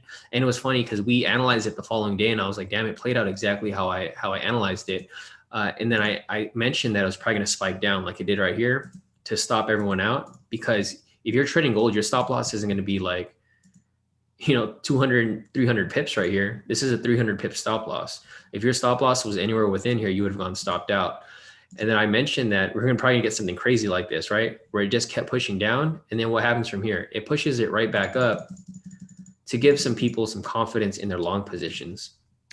So what happened here was they pushed price back up and then swung it back down again right here. Look at this huge wick. That's fucking crazy. Like just looking at this right here, this wick was a spike of 224 pips. Again, right here, it's a spike down to stop people out for another 160 pips. So that's why I don't mess with gold, because gold is super highly manipulated. And that's kind of what I see happening right here. So just keep that in mind, guys. Let me see what Varun said. Varun said gold did some pretty badass moves on opening. Yeah, exactly. So just looking at gold right here, let me go on the shorter time frame, probably the 10-minute. So market opened right here on the 24th, and then look at this huge spike down. So price came up a little bit, and then it spiked down right on open for about 72 pips. It's a huge risk right there. And then obviously there's a bunch of people long right now. 83% of people are long. So people are probably going to enter some more long positions because they think it's going to go up. And then when you least expect it, it's going to come spiking down for like 100 pips. I can see that happening easy right there. Spike down about 100 pips and then spike right back up because they're going to rebuy back their positions. So that's pretty much my analysis on gold, guys. You guys know I don't trade gold, so I wouldn't really have much input on like what trades to take if you're scalping it. But looking at the new strategy here that I was just discussing, you know, I probably would take some sells. Let me see if I could draw some zones here. So looking at this right here, we have a zone up here. We have a zone right here. So if I see price reject off any of these areas right here, and it's within where the pivots are, which is probably what's going to happen, or it might create more zones lower down this point. If I see price reject off the pivot and it rejects off the zone like it did right here, then I would take a short position and then ride this thing down. 51 pips right there. Can go even farther. So that's like one win right there for about 50 pips. And then there's another one right here where price rejects off it. And that'd be another sell as well. So that's basically what I see happening. But, you know, like I mentioned, if you're in this trade, be careful. I personally would take a sell because the sentiment is just way too high for longs right now, for retail traders. All right. So yeah, no problem, Stevie. Hopefully that helps. Hopefully you're not in a long position because you know, just looking at this right here, this is probably going to keep increasing because you know what's happening right now? People are pumping gold right now. People are like, I'm pretty sure everyone's saying like to buy gold. And then what happens is they stop everyone out, right? That's why I don't follow analysis from like big things like CNBC. Because if you guys are familiar with CNBC, is that they actually release news late, right? So by the time they say something, the market's doing the opposite. So I wouldn't necessarily follow any calls that they give or any advice that they give. I would look at what they say and I would see how the market has reacted. Because generally the news that's announced on like CNBC comes like super late. If you want to follow news like by the hour, I'd go to Forex Factory, click on news right here. And I have this set up to like the latest stories. Because obviously you're getting news right away on here versus CNBC where they have to, like someone finds the news, then they run it by their superior, and then they run it by whoever's next in line. And then they publish the article. And then at that point, the market has already moved. So just keep that in mind when you're looking at CNBC or any big company that announces economic news, because generally their news comes out a little bit later than expected for if you guys need it. So that's pretty much it for gold and my analysis for that. Let's see what else we have next. We have gold right there. That was done. Now we have Euro NZD for James. Let me pull up Euro NZD. So guys, I think for our weekly analysis now, I'm not really going to draw the zones for every pair.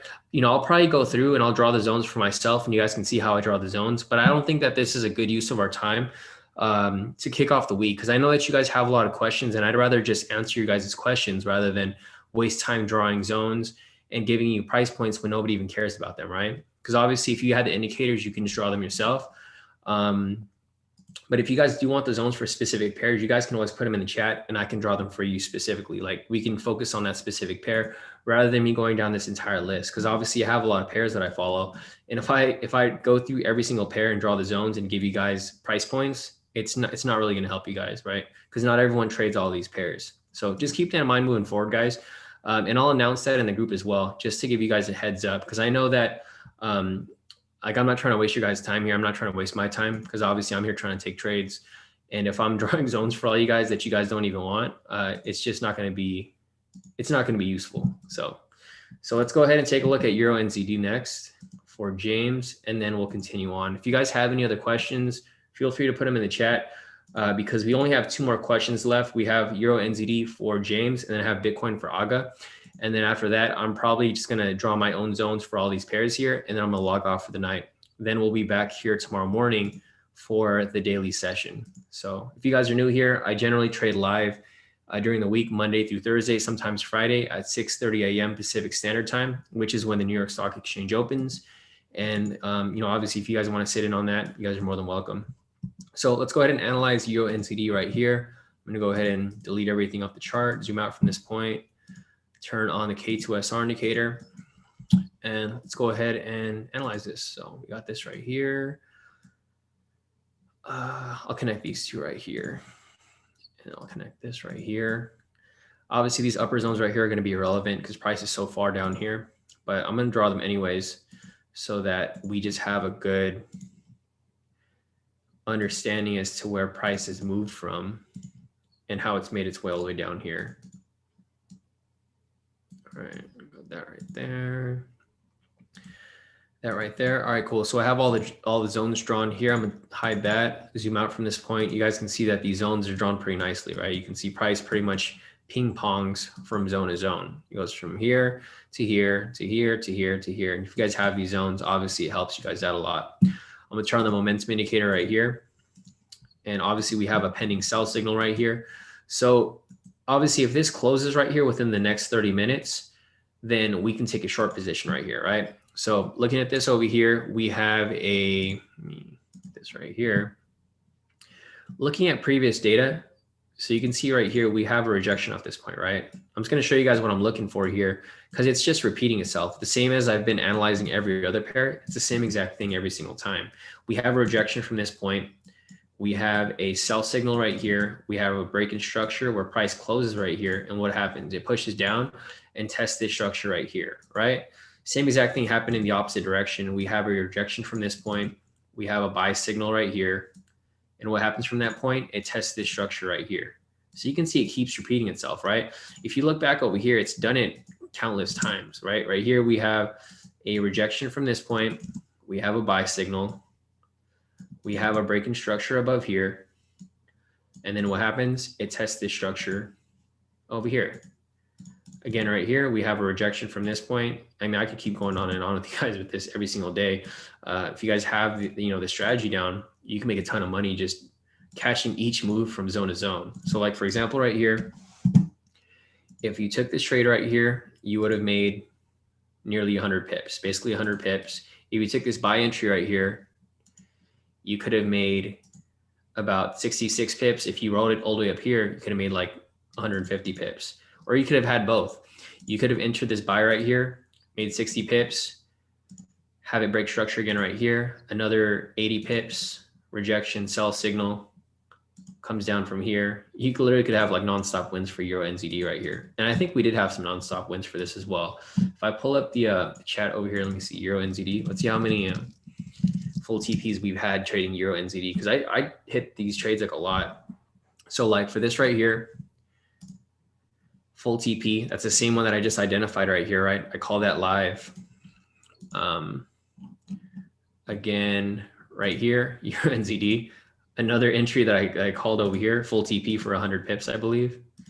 Right there, another win. So you guys can see that I actually take these trades on my own. So again, right here, full TP. I'm literally taking all these trades that I just identified for you guys. So all these trades that we saw here, we literally took all of them. UNZD. I think this is one of our best pairs where we keep hitting full TP. 100 pips right there. 100 pips right here, like literally throughout the year, we just keep hitting full TP for Euro NZD. So this is actually a really good pair to trade. And if you guys are with K2, I mean, you guys would have seen all of these hit, you know, throughout our time together. So like right here, I just showed you guys examples of what could happen here. And I'll just show you what I'm looking for right now with the current pending sell signal. So like, again, for example, right here, we have a rejection from this point. We have a sell signal right here. If this closes, I'm anticipating price to push down to this structure right here or this structure down here. So looking at that right there, if we were to take the sell signal, we could lock in about 40 pips up to maybe 80 pips right here if it ends up pushing below it. And then if price ends up closing below here, what do you think we're going to do? We're going to enter another short position and then ride this down even further, right? So that's basically what I see happening there. Let me see what happened the last time it crossed below there, because I don't think it's crossed below there in a long time, right? Let's see. Yeah, okay, so the last time it crossed below there, like I mentioned earlier, see when it's the same exact pattern, right? It's the same thing I just been going over with you guys. This happened in December of 2019. So the last time it broke structure down there was December 2019. It's in the same zones that I just drew for you guys today. I literally just drew these zones for you guys today, and it's in the same exact area that it was, that's today. Like, check this out. See this nice move down here? Let me go to current price. It's the same thing. It just repeated itself from December 2019 up to December 2020. It's doing the same exact thing again and again. So looking at this right here, look what happened when it crossed down here, right? So we have the rejection from that point. Let me just delete this. We have the rejection from this point right here. We have the sell signal right here. And then what happened when it broke structure down here? It dropped pretty nicely, right? From there, if you entered a short position, it's just repeating itself again. It did this in 2019. It's doing it again right now in 2021. So right there, if you took that position, you have another win right there for about 114 pips. If you owed it farther down, you can make like nearly 200 pips off this trade. So, you know, this just goes to show, guys, if you guys have something that works, a system like mine, you guys can just do the same thing every single day. And you guys can see that the same system works over and over again. You know, we just wait for the break in structure, wait for the rejection, signal confirmation, break in structure and close, and then we just ride that to the next structure pretty much.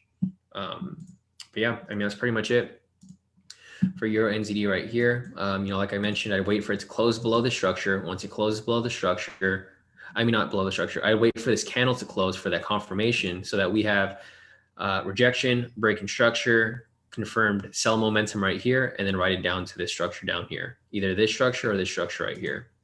And that's pretty much what I have looking for me right now. So I'm going to go ahead and mark this up. So if this ends up closing, I'll call this for a signal in the K2 premium, and I'll probably take the trade on my own account as well.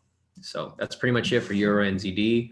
Let me see if there's anything else that I want to look at before we continue moving forward. And just a reminder, guys, if you guys haven't already, if you guys can like the stream, that'll definitely help, and, you know, follow the YouTube channel. That way, when I have mentoring sessions like I did earlier this day, you know, there was like about 20 people in that mentoring session, and I basically called this trade right here where I took it live.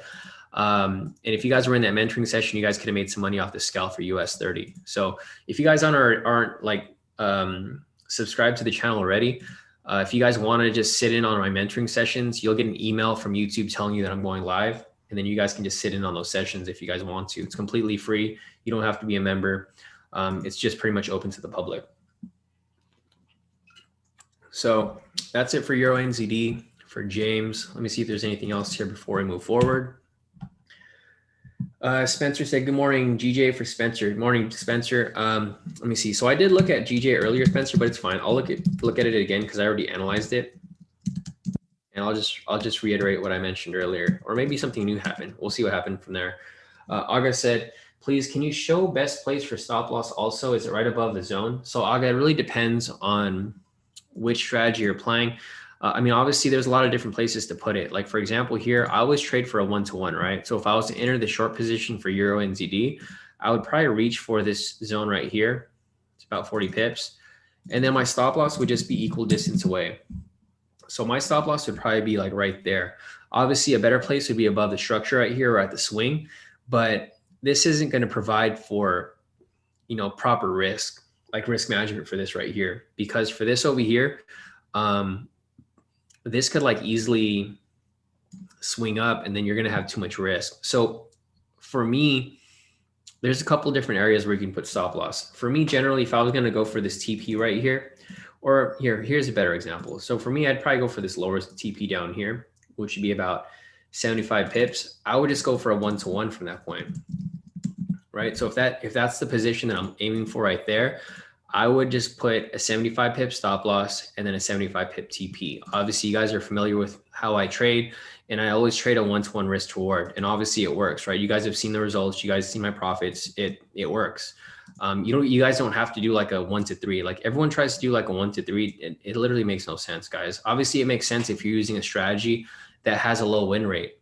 Because obviously if you have a low win rate, you could lose like 3 trades to actually catch this move, right? But for us, we have a high win rate. So we don't need to use a 1-to-3. We use a 1-to-1 and it works perfectly. So, you know, my advice is if it works, you guys can easily use it because, I mean, if it works, it works, right? Here, let me see. So August said, so in this case, could interpretation be that this trade is not ideal? It's not, no, that doesn't mean it at all. Like I mentioned here, if I was going to go for 75 pips, my stop loss would just be at 75 pips. It doesn't make the trade not ideal at all. It makes it actually normal, right?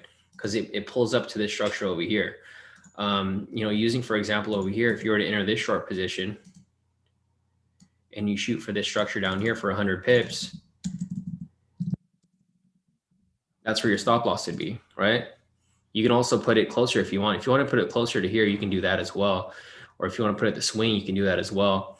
But it doesn't matter. Like your stop loss really doesn't matter. Your main goal for like using the strategy is to reach the next zone, because the thing is your stop loss isn't always going to be that far. Once price reaches TP1, you know, our exit strategy, I always recommend that you move your stop loss to TP1. So when price reaches this point, we move the stop loss in profit already anyways. So it just really depends on like what you're aiming for. Like my main focus would be, so if I was to enter this trade right here, just using this as an example, my, you know, odds are price is probably going to come down to test the structure right here, right? If price ends up testing the structure, then it doesn't matter if your stop loss is here, your stop loss is up here. I'm still going to move my stop loss in profit to TP1, which would be somewhere like around here. So once that happens, I guarantee profits. So if price ends up swinging up, I still lock in like 1% because my TP1 is generally around 1%. Or if I go to TP2 down here, then I lock in 2% if price ends up swinging up like that. But then if I end up hitting full TP, obviously that's 3 to 5% right there. So, I mean, it might be a little confusing, Aga, because I know like, you know, you're not super familiar. Like you kind of want like a concrete place to put your stop loss, right? But there really is no concrete place. Like you can put it up here, or if you turn on the pivots, you can put it right here, right? So if you were to enter this trade right here, you're going for this target right here, your stop loss could be in a ton of different areas. Your stop loss could be 1-to-1 away, like I mentioned over here. It can be at the last pivot right here, which would be about 50 pips. It could be at the previous swing, which could be right here for about 87, or it can be above here for about 100 pips, right? So it just really depends on what your risk appetite is. If you can handle the risk this far, then you can do that. If you want to have your risk right here, you can do that as well. If you want it down here, you can do that as well. So, yeah, I mean, it would just really depend on how you want to enter this trade. Because like, for example, here, it'd be 75. But if you were entering it over here, it'd be different, right? So hopefully that helps. You know, this is something that you'll learn over time. Because like even looking at this position right here, you can have your stop loss for 1-to-1 right there, about 85 pips, or you could have it the previous swing, or you can see that the swing and the pivots line up in the same area. So there's a bunch of different areas where you can possibly put it, but there's no best place. There's, you know, it doesn't matter if you put it above or you put it below.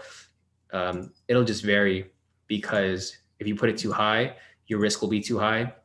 If you put it too low, it might be too tight. So, all right, so that's it for a Euro NZD right there. Let's see, let's check out your Bitcoin, Aga. So that's about it for that one. Let's see if there's anything else here. Tam's asking for odd CAD. So let me see, Tam wants odd CAD and odd USD, nice. All right, cool. So we have Bitcoin for Aga, we have GJ for Spencer, we have odd CAD and odd USD for Tam, and I think that's about it. If you guys have any other questions, feel free to put them in the chat. Otherwise we're probably going to be hanging tight for a bit. Or actually, so guys, before I go to Bitcoin, I'm going to go and draw my zones real quick, because we have the candle closing in about 15 or about 20 minutes. So I just want to make sure I have all my zones on the chart before I move forward, so I can start looking for trades. So looking at odd CAD right here. So I actually analyzed odd CAD earlier, Tim. I'm just going to go ahead and go over what I mentioned earlier.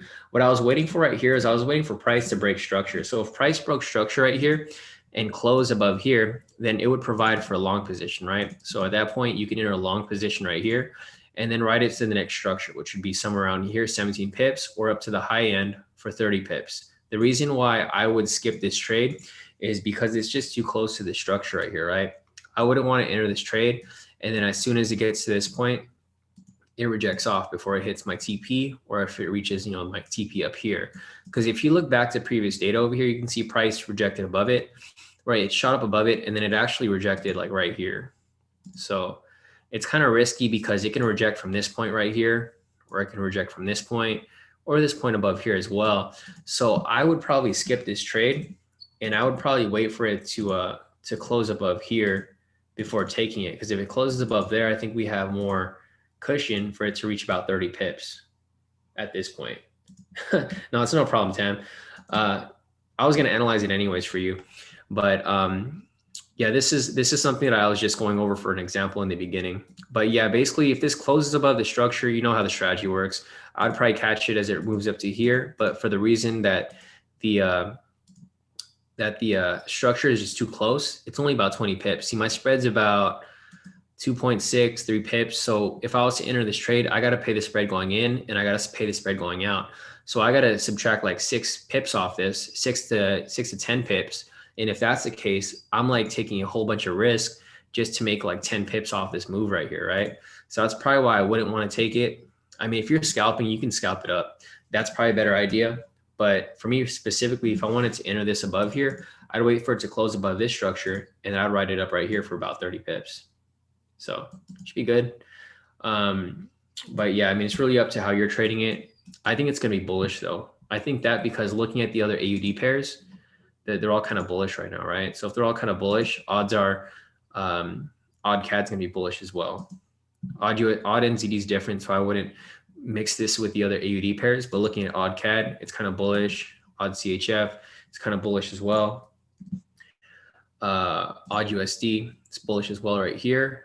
And I think that's about it for the AUD pairs. So looking at odd USD as well, let me go ahead and redraw these zones real quick. I gotta do this real quick because the candle's about to close. So I had about 10 minutes left or 15 minutes left on this. So I'm gonna go and analyze these zones real quick. Let's see if there's any entries available. Man, where did the time go? I didn't realize I was on the stream for you guys with you guys for so long. I thought I literally just started because I didn't even get to draw any of the zones yet. But I've been answering questions all night, so I think I've been on this stream for like an hour already, a little over an hour. And because I started kind of late, I wasn't able to get through everything that quick. But I'm just gonna go ahead and draw these really quick for odd USD. And looking at odd USD right here. Looks like price, we had a pending buy signal right here, right? So we had a pending buy signal. If price was to break above this structure right here, so like for example, if price broke above the structure right here, then we can take a long position from there. But we would need a buy signal, and we would need it to close above the structure. If that doesn't happen, the requirements aren't met, and I would wait for it to break and close above the structure with that buy signal before taking it. But I did see that buy signal pending when we were looking at it. So I'm gonna put a marker right here just in case I want to take that trade. There we go. pending buy signal. If that ends up closing above the structure right here, then I would take the trade. But until then, I would wait.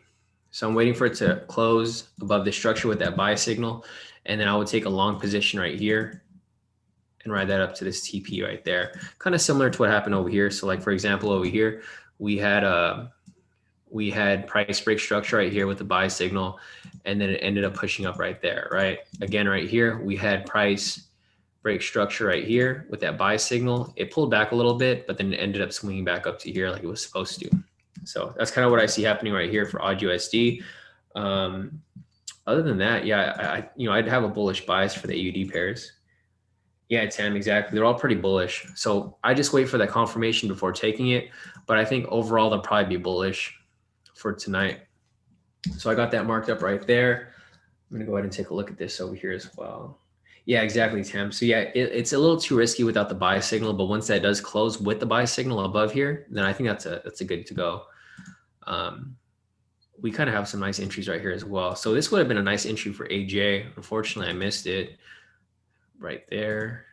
Yeah, I'd be currently in profit right now, about 20 pips, but we'll see. So let me go ahead and just analyze through everything real quick, guys. I'm going to just do my own analysis without answering any questions, because I just need to make sure that all these zones are on proper. It looks like everything's good there. So looking at this right here, this is actually a good entry for odd CHF. So I'm going to mark this up right here, but I'm going to be careful too, guys. I'm not going to take too many crazy trades just yet, because we don't have the market fully open just yet. So make sure all the zones are good. Yeah, zones are good right there. No entry there for odd JPY. It's kind of too late to take that entry here for odd and ZD. No entry there. Just want to make sure the zones are on properly. Yeah, zones look pretty good for the most part.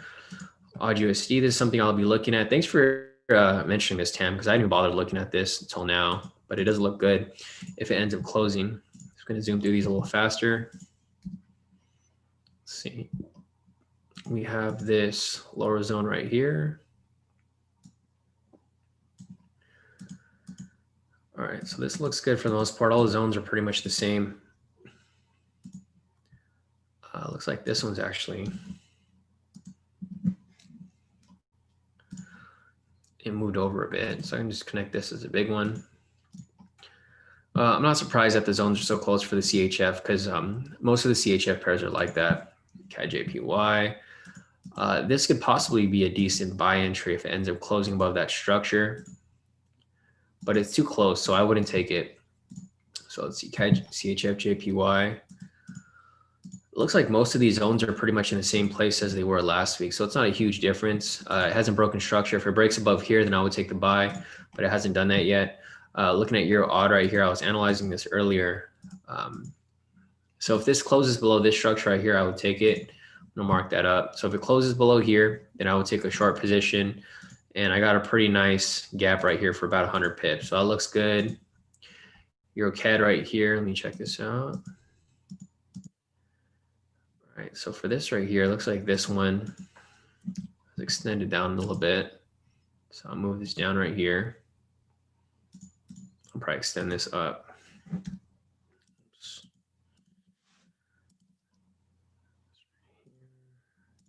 That looks good, but no entry right there. So no entry for Euro CAD, Euro CHF.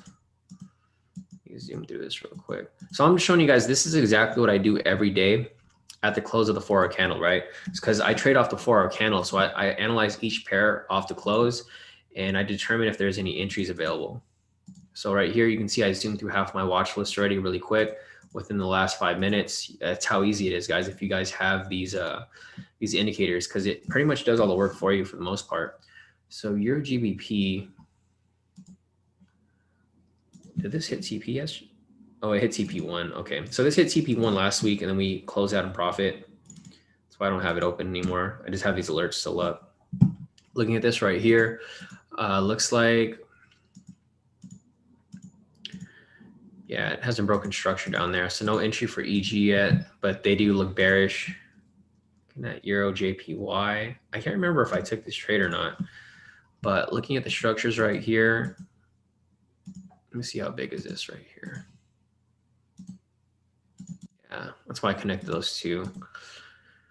So the zones look good for Euro JPY here. It's just going sideways. I mean, obviously this would have been a decent entry from this point, but I don't think there's yeah, it's only 15 pips, not really worth the risk. Euro NZD right here. I was looking at this for a sell. It looks like all the Euro pairs are actually pretty bearish. So this is bearish right here. I might take that trade. Euro odd looks bearish. If this closes below there with the sell signal, I'd take it as well. Euro CAD's swinging down as well. Euro CHF is going sideways. EG is coming down. EJ is going sideways, and Euro USD is actually going up. So this is actually, yeah, the Euro pairs are kind of risky right now because they're all kind of going in their own direction right now. They're not all going the same direction currently. What's going on with the Euro causing that to happen? So if this closes above here, this might be a decent buy entry. I guess I could take this for a small trade for like 30 pips. So I'll have that marked up right there. Looking at GA over here. I don't know why I have it marked up, but zoom out from this point. Let's see, the zones are pretty nice. They're decent. But price is currently within a zone right now, so I wouldn't take this trade for GA. Take that off the pending list. Same with GCAD over here. Nothing over here as well. Looks like the zones are pretty much the same as last week, so no need to keep looking at that. GBP CHF. If this closes above here, we can take a buy entry, but it's too close to this next structure. It's only 23 pips, so I personally wouldn't take it. Just delete this and redraw this zone right here. All right. Nothing there for GC. Looking at GJ right here, I analyzed this earlier for you guys. So Spencer, I'll go back and analyze this again for you in a little bit. Just give me a few minutes because I want to just look at all the pairs for any entries.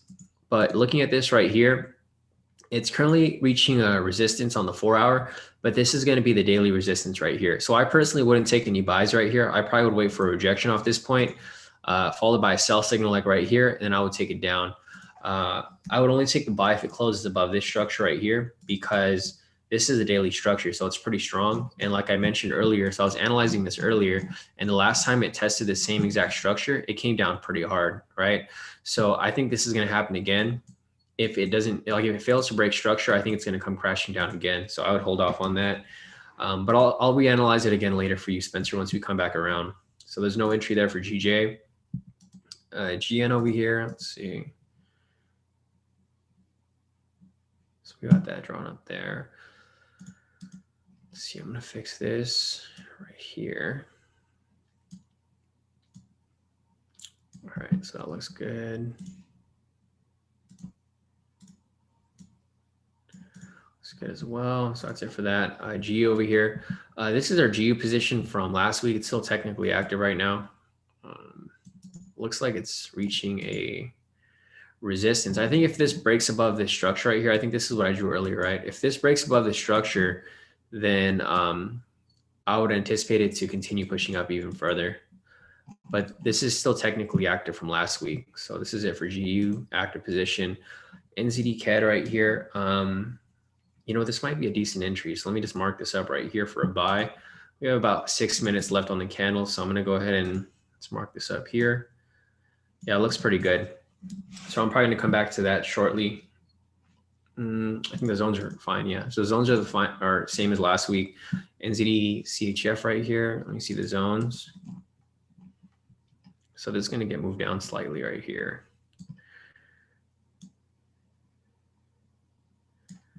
And then this one's going to get moved down slightly as well. So this could be technically a decent trade if we have a buy signal that appears. So I'm just going to mark that up right there. Looking at NZD JPY, it's breaking structure right here, but it's too close to the next structure. It's only 13 pips, so I wouldn't take it. But overall, it looks like a decently good position. So let me go ahead and change this right here. Let's see. So this lower zone's not even here anymore. Delete that, create this new lower zone right here. But yeah, it's too close to the next structure right here, so I wouldn't take it, although it does look bullish to me. NZD USD, we currently have this position active from last week. It's still active right now, on its way to TP, full TP actually for 35 pips. So this looks good for the most part. Zones are still in the same area, so it looks good to go. USD CAD over here. Let me see if there's anything else. Delete this zone up here. It's not there anymore. We got that lower zone. I can go ahead and change this over here. Move this up a little bit. Yeah.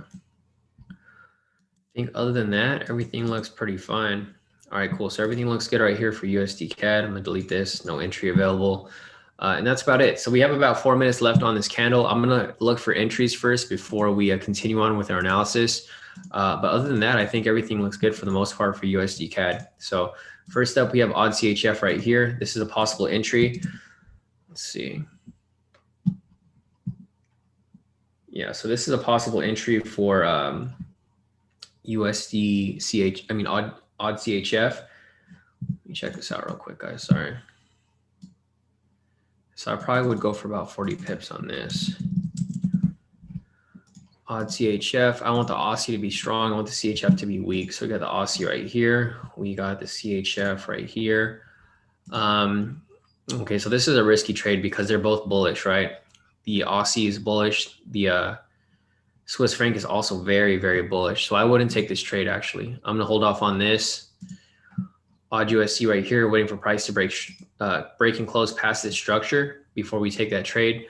So we're gonna be waiting for that the next 3 minutes. Euro auto over here, we're waiting for this to close below here. If I was to take this trade, I would ride this down to this next structure down here, but I would limit my risk on this. So I'd probably just go for 100 pips, which is not bad at all for this. So I'm gonna pull up the Euro index right here and the Aussie index. Euro is strong, the Aussie is weak. So with that said, okay, that's weird. Well, they're both bullish right now. So this is bullish and this is bullish. So I probably don't see this dropping anytime soon. I'll probably just see this going sideways actually. Because if they're both bullish, they're just going to go sideways, right? Because one has to be stronger than the other in order for it to go in one direction. So like obviously right here, you can see that the euro was strong like all through like January 19 up until now. And that's why this started pushing down from this point. Because looking down from January 19 over here, you can see that price drop from this point, right? So January 19, that's when the euro was strong right here. And that's why it pushed down from this point right here. So in order for me to take that trade again, I want the euro to be strong again right here. The only problem is that in order for it to move smoothly, this would have to be strong and this would have to be weak. So this could technically be a decent entry, but I think it's going to be a risky one. I might take it, might not. I'm going to go ahead and reanalyze it once the candle closes to confirm whether it closes below this structure for us to have a valid entry. Looking at Euro NZD right here, there's no entry there, but we can go ahead and take a look at the index right here. They're both bullish, so it's going to be a risky trade. I probably wouldn't take this one right here because they're both very bullish. You can see the Euro index is super bullish right here, strong bullish candle. Same with the NZD, they're very, very bullish. So although I would want to take this trade, I think it's just too risky of a trade for us to really take right now until one weakens and one strengthens. Because if they're both bullish, this is just going to go sideways. Like once this candle closes, it'll just go sideways until one of these gets weaker. They're very strong bullish candles right here. Obviously, the NZD is stronger than the Euro candle right here, but who knows how long that will last for. But who knows? We'll see. We got about 17 seconds. Okay, let me go through this real quick. So possibly right here for Euro USD. I wouldn't take it. It's too close. Take that off the list. Take this off the list. Or actually, we can hold this on. It's risky, but we'll see. So this actually closed above. Okay, cool. So I got a couple here that are available. I'm going to reanalyze them first before I actually call them. I'm probably just going to call one of these guys because I don't want to take too many risky trades on a Sunday. Nothing there for your odd, closing that. So Tam, if you're looking at odd USD, there's a valid buy right there. So if you want to take that buy, or if you're already in the buy, it looks like it could be decent. I mean, it's going to be a risky trade, but it's going to be a decent trade. Let's see this right here. Okay, so looking at NZD CAD over here. So looking at this, I'm going to pull up the index over here. So NZD CAD is going up. Yeah, so I would take this trade. Let me call this real quick, guys, for the premium members. So looking at NZD CAD right here. So you guys can see exactly how I call trades. You know, I do the same thing pretty much every day. Nothing different. So you got, actually I'll do a buy stop. Price is slightly below. So buy stop, NZD CAD. Entries right there. Full TPs down there, 55 pips. Got that. You guys see me calling this trade live, right? This is how I call signals. I use the same exact strategy that I teach you guys, nothing different. I'm not hiding nothing from you guys. So if you guys want to learn how to trade exactly like me, and if you guys want a one-on-one mentorship, you know, just go on the website, k2trades.com. You know, I could learn exactly what I do every single day. And you guys have seen how profitable I am long-term. So I don't know if live trading doesn't do it for you guys to show you guys, you know, how legitimate my trading is, then I don't know what else to tell you guys. But yeah, that's pretty much it for NZD CAD right there. And we're good. So let me set my alert, or I'll set my alert shortly. Let me just see if there's any other entries before we continue on. So looking at NZD CHF, I think NZD might be a good pair to trade this whole week, possibly. Let's see. No, it's too close. So I wouldn't take this trade. It's too close to the next zone. Let's see if there's anything else here. NZD, Euro NZD. See, this might be a good trade because the NZD is so strong.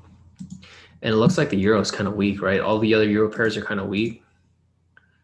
So since that pair correlates with what I'm taking now, I might take it. Should I be quick though? Looks like it's going to drop. All right, so let me just check real quick to see if there's, I'm kind of tempted to take odd USD as well. Look at this correlation right here. Australian dollar is, so the dollar index is strong. Oh no, it's weak. The dollar index is super weak. So the dollar is super weak right now. So I might call this trade. I'm probably not going to call this one though. Odd CHF. Yeah, I'm not going to call that one. Okay, so I'm going to take that one off the list. I'm debating if I should call odd USD. Also debating if I should call Euro NZD. So Euro NZD, just looking at the Euro pairs, they're all kind of weak for the most part, except EJ. No, this is too risky. I'm not going to take this because the Euro pairs, these usually correlate. Like the Euro would be going down. I mean, EU would be going down, EN would be going down, EA would be going down. I mean, these are both going down here, but I don't know, personally, it just looks too weak for me to want to take. Looking at odd USD though, this looks like this could be a decent trade. So I think I'm going to call this right here. So Tam, if you want to take this trade for odd USD, I think you should be good. I'm going to call this for you guys as well.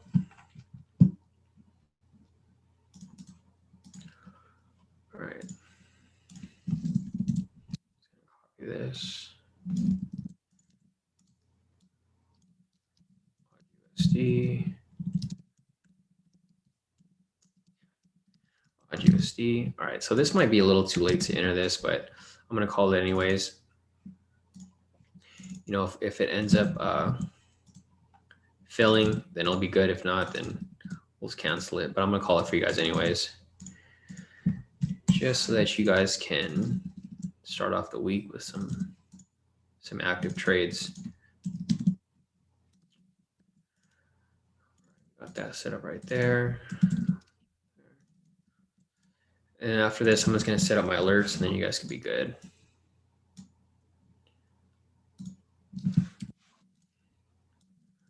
So we'll set up my alert for the fill, just so I know when it fills. Odd USD filled. So if we do miss the trade, we'll just cancel it. No biggie. But if it fills, and it fills. All right, we got TP1 here, 12 pips. 2 over here.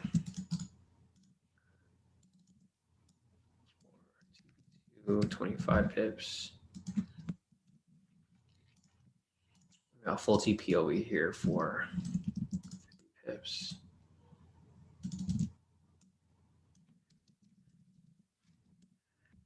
So yeah, guys, if it hits TP, if it hits full TP, then just cancel your, or if it hits TP1, just cancel your trade because it'd just be too late. I mean, if it does fill, hopefully it does, then we should be good to go. So I'll just see stop loss hit. We got 2 active trades running right now. Oh, this is perfect. They all correlate to AUD/USD, GU, and NZD/USD. They're all really good trades. So I think this will this should be able to play out pretty nicely. So we got 3 USD pairs, and then we have 1 NZD CAD pair right here. So I'm going to go ahead and copy this as well. That one should have filled. This is TP1, 13 pips.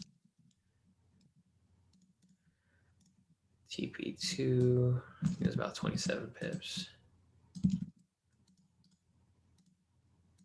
And this is how I set my alerts, guys, so that I know exactly when TPs are hit or when stop losses hit. So that's how I'm able to give you guys updates, because I get alerted every time something hits, right?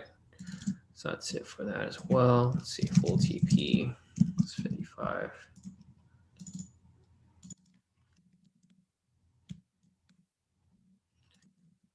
Stop loss right here. All right, so I guess we're good. Got everything set up right there. Call these 2 trades on the live. You know, obviously, if you guys want to copy my trades live, just sign up for the K2 Premium. If you want that, just go to the website, k2trades.com. This is where the signals are. If you guys want access to the indicators and one-on-one mentorship from me to learn how I trade, then just click on the K2 strategy course right here. This will sign you up, and then you can set up mentoring sessions with me throughout the week. So that's about it, guys. So that's it for those 2. Let me just analyze the last pairs and we'll call it a night. We'll be back live tomorrow for the normal session, guys. So Aga wants me to take a look at Bitcoin real quick. So let me just analyze that for you guys. Bitcoin right here. Do the same thing I did for every single pair. Is there a naked chart? Turn on the K2SRs. Zoom out from this point. And then we'll draw our zones. All right.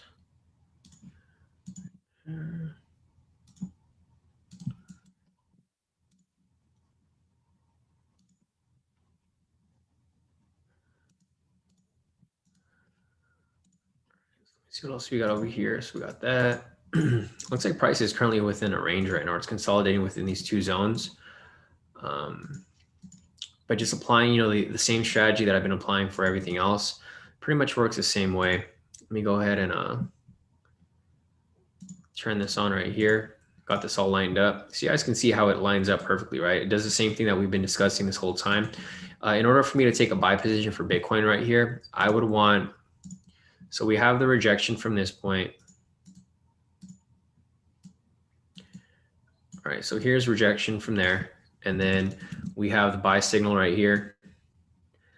And what I would want is I would want price to close above this structure right here, right? Same situation that we've been analyzing time and time again. Basically, once we have this right here, we can write it up to this next structure, or we can continue to just keep writing it up further and further.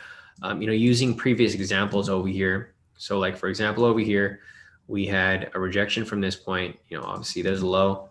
We have the buy signal right here. It breaks structure, and then it continues up further. Same exact situation that I see right here. We have the rejection, buy signal. If it breaks and closes past structure, then we can anticipate it to shoot up even further. So that's basically what I see happening here for Bitcoin. You know, unless we get a sell signal, then I have a bullish bias on this. And overall, I have a bullish bias on Bitcoin anyways, because I do see it coming up further and further. But just looking at it from this perspective, you know, obviously I'd wait for it to close above the structure. Until then, I would just wait and be patient, because the last thing you want to do is enter a buy position right here, and then it rejects off this point and just comes right back down, right? So obviously you'd want to wait for that confirmation before entering this trade, because like, for example, right here, if you were to enter a buy position right here, look what happened. It dropped super far. But if you waited for it to close above, then you'd be better, because you wouldn't enter this too early. So this is pretty much what I see right here, Aga. I would just wait for price to close above the structure, which would be at let's see, 34,922.5. Once it closes above there, then you can take a long position and pretty much write it up further. Other than that, I think that's about it for Bitcoin. All right, Spencer. So let me take a look at GJ again for you. Let me pull up GJ real quick. And let me check on my my US 30 scalp again before we look at that. All right, so it's pretty much just bouncing around right here, but it does look good overall. Let me turn on my SRs. Yeah, so no new zones right now, but it is pushing up. I'm gonna let it run a little further, and then we'll see how that plays out. So that's pretty much it for DJ. Here's GJ right here. So Spencer, what I was mentioning earlier is that I was waiting for price to close above this structure right here, because this is the daily resistance for GJ. So looking at this right here, like I mentioned earlier, the last time it tested that structure right here, it failed to break and close above, right? So that's why we were waiting for it to break and close above, because we don't want this to happen where we enter a buy position and it just drops like 1,000 pips. It literally dropped from this point all the way down here for nearly 1,000 pips, 968 pips to be exact. And that's basically what we could see happening over here as well. You know, if price fails to break the structure, we can see it come crashing down pretty heavy. But if it does break the structure and close above, then we could probably have a free run upwards for a nice long push up, right? So that's why I would wait for it to close above the structure. Until then, I wouldn't take it, because like I mentioned earlier, the last time it reached this daily resistance over here, it came crashing down nearly 1,000 pips. So I would wait for it to close above. Once it does, then you'd have an entry, and then you can enter that long position. But till then, I'd be patient and just wait for it to you actually like, you know, break and close above it. Because what can happen is it can break above it but not close, and then it can still come crashing down. But if it closes above it, then that'll give confirmation that it's broken past structure and it's continuing its bullish momentum from this point down here. Obviously, this move started from here, or it started from like way back here actually. So it started from way back here on December 20th, and you can see that this bullish move is pushed from all the way up here to over here. So if it breaks above the structure, it'll just continue that bullish move. But until then, I would just wait for it to actually complete. So I think that's about it, guys. There's no more questions.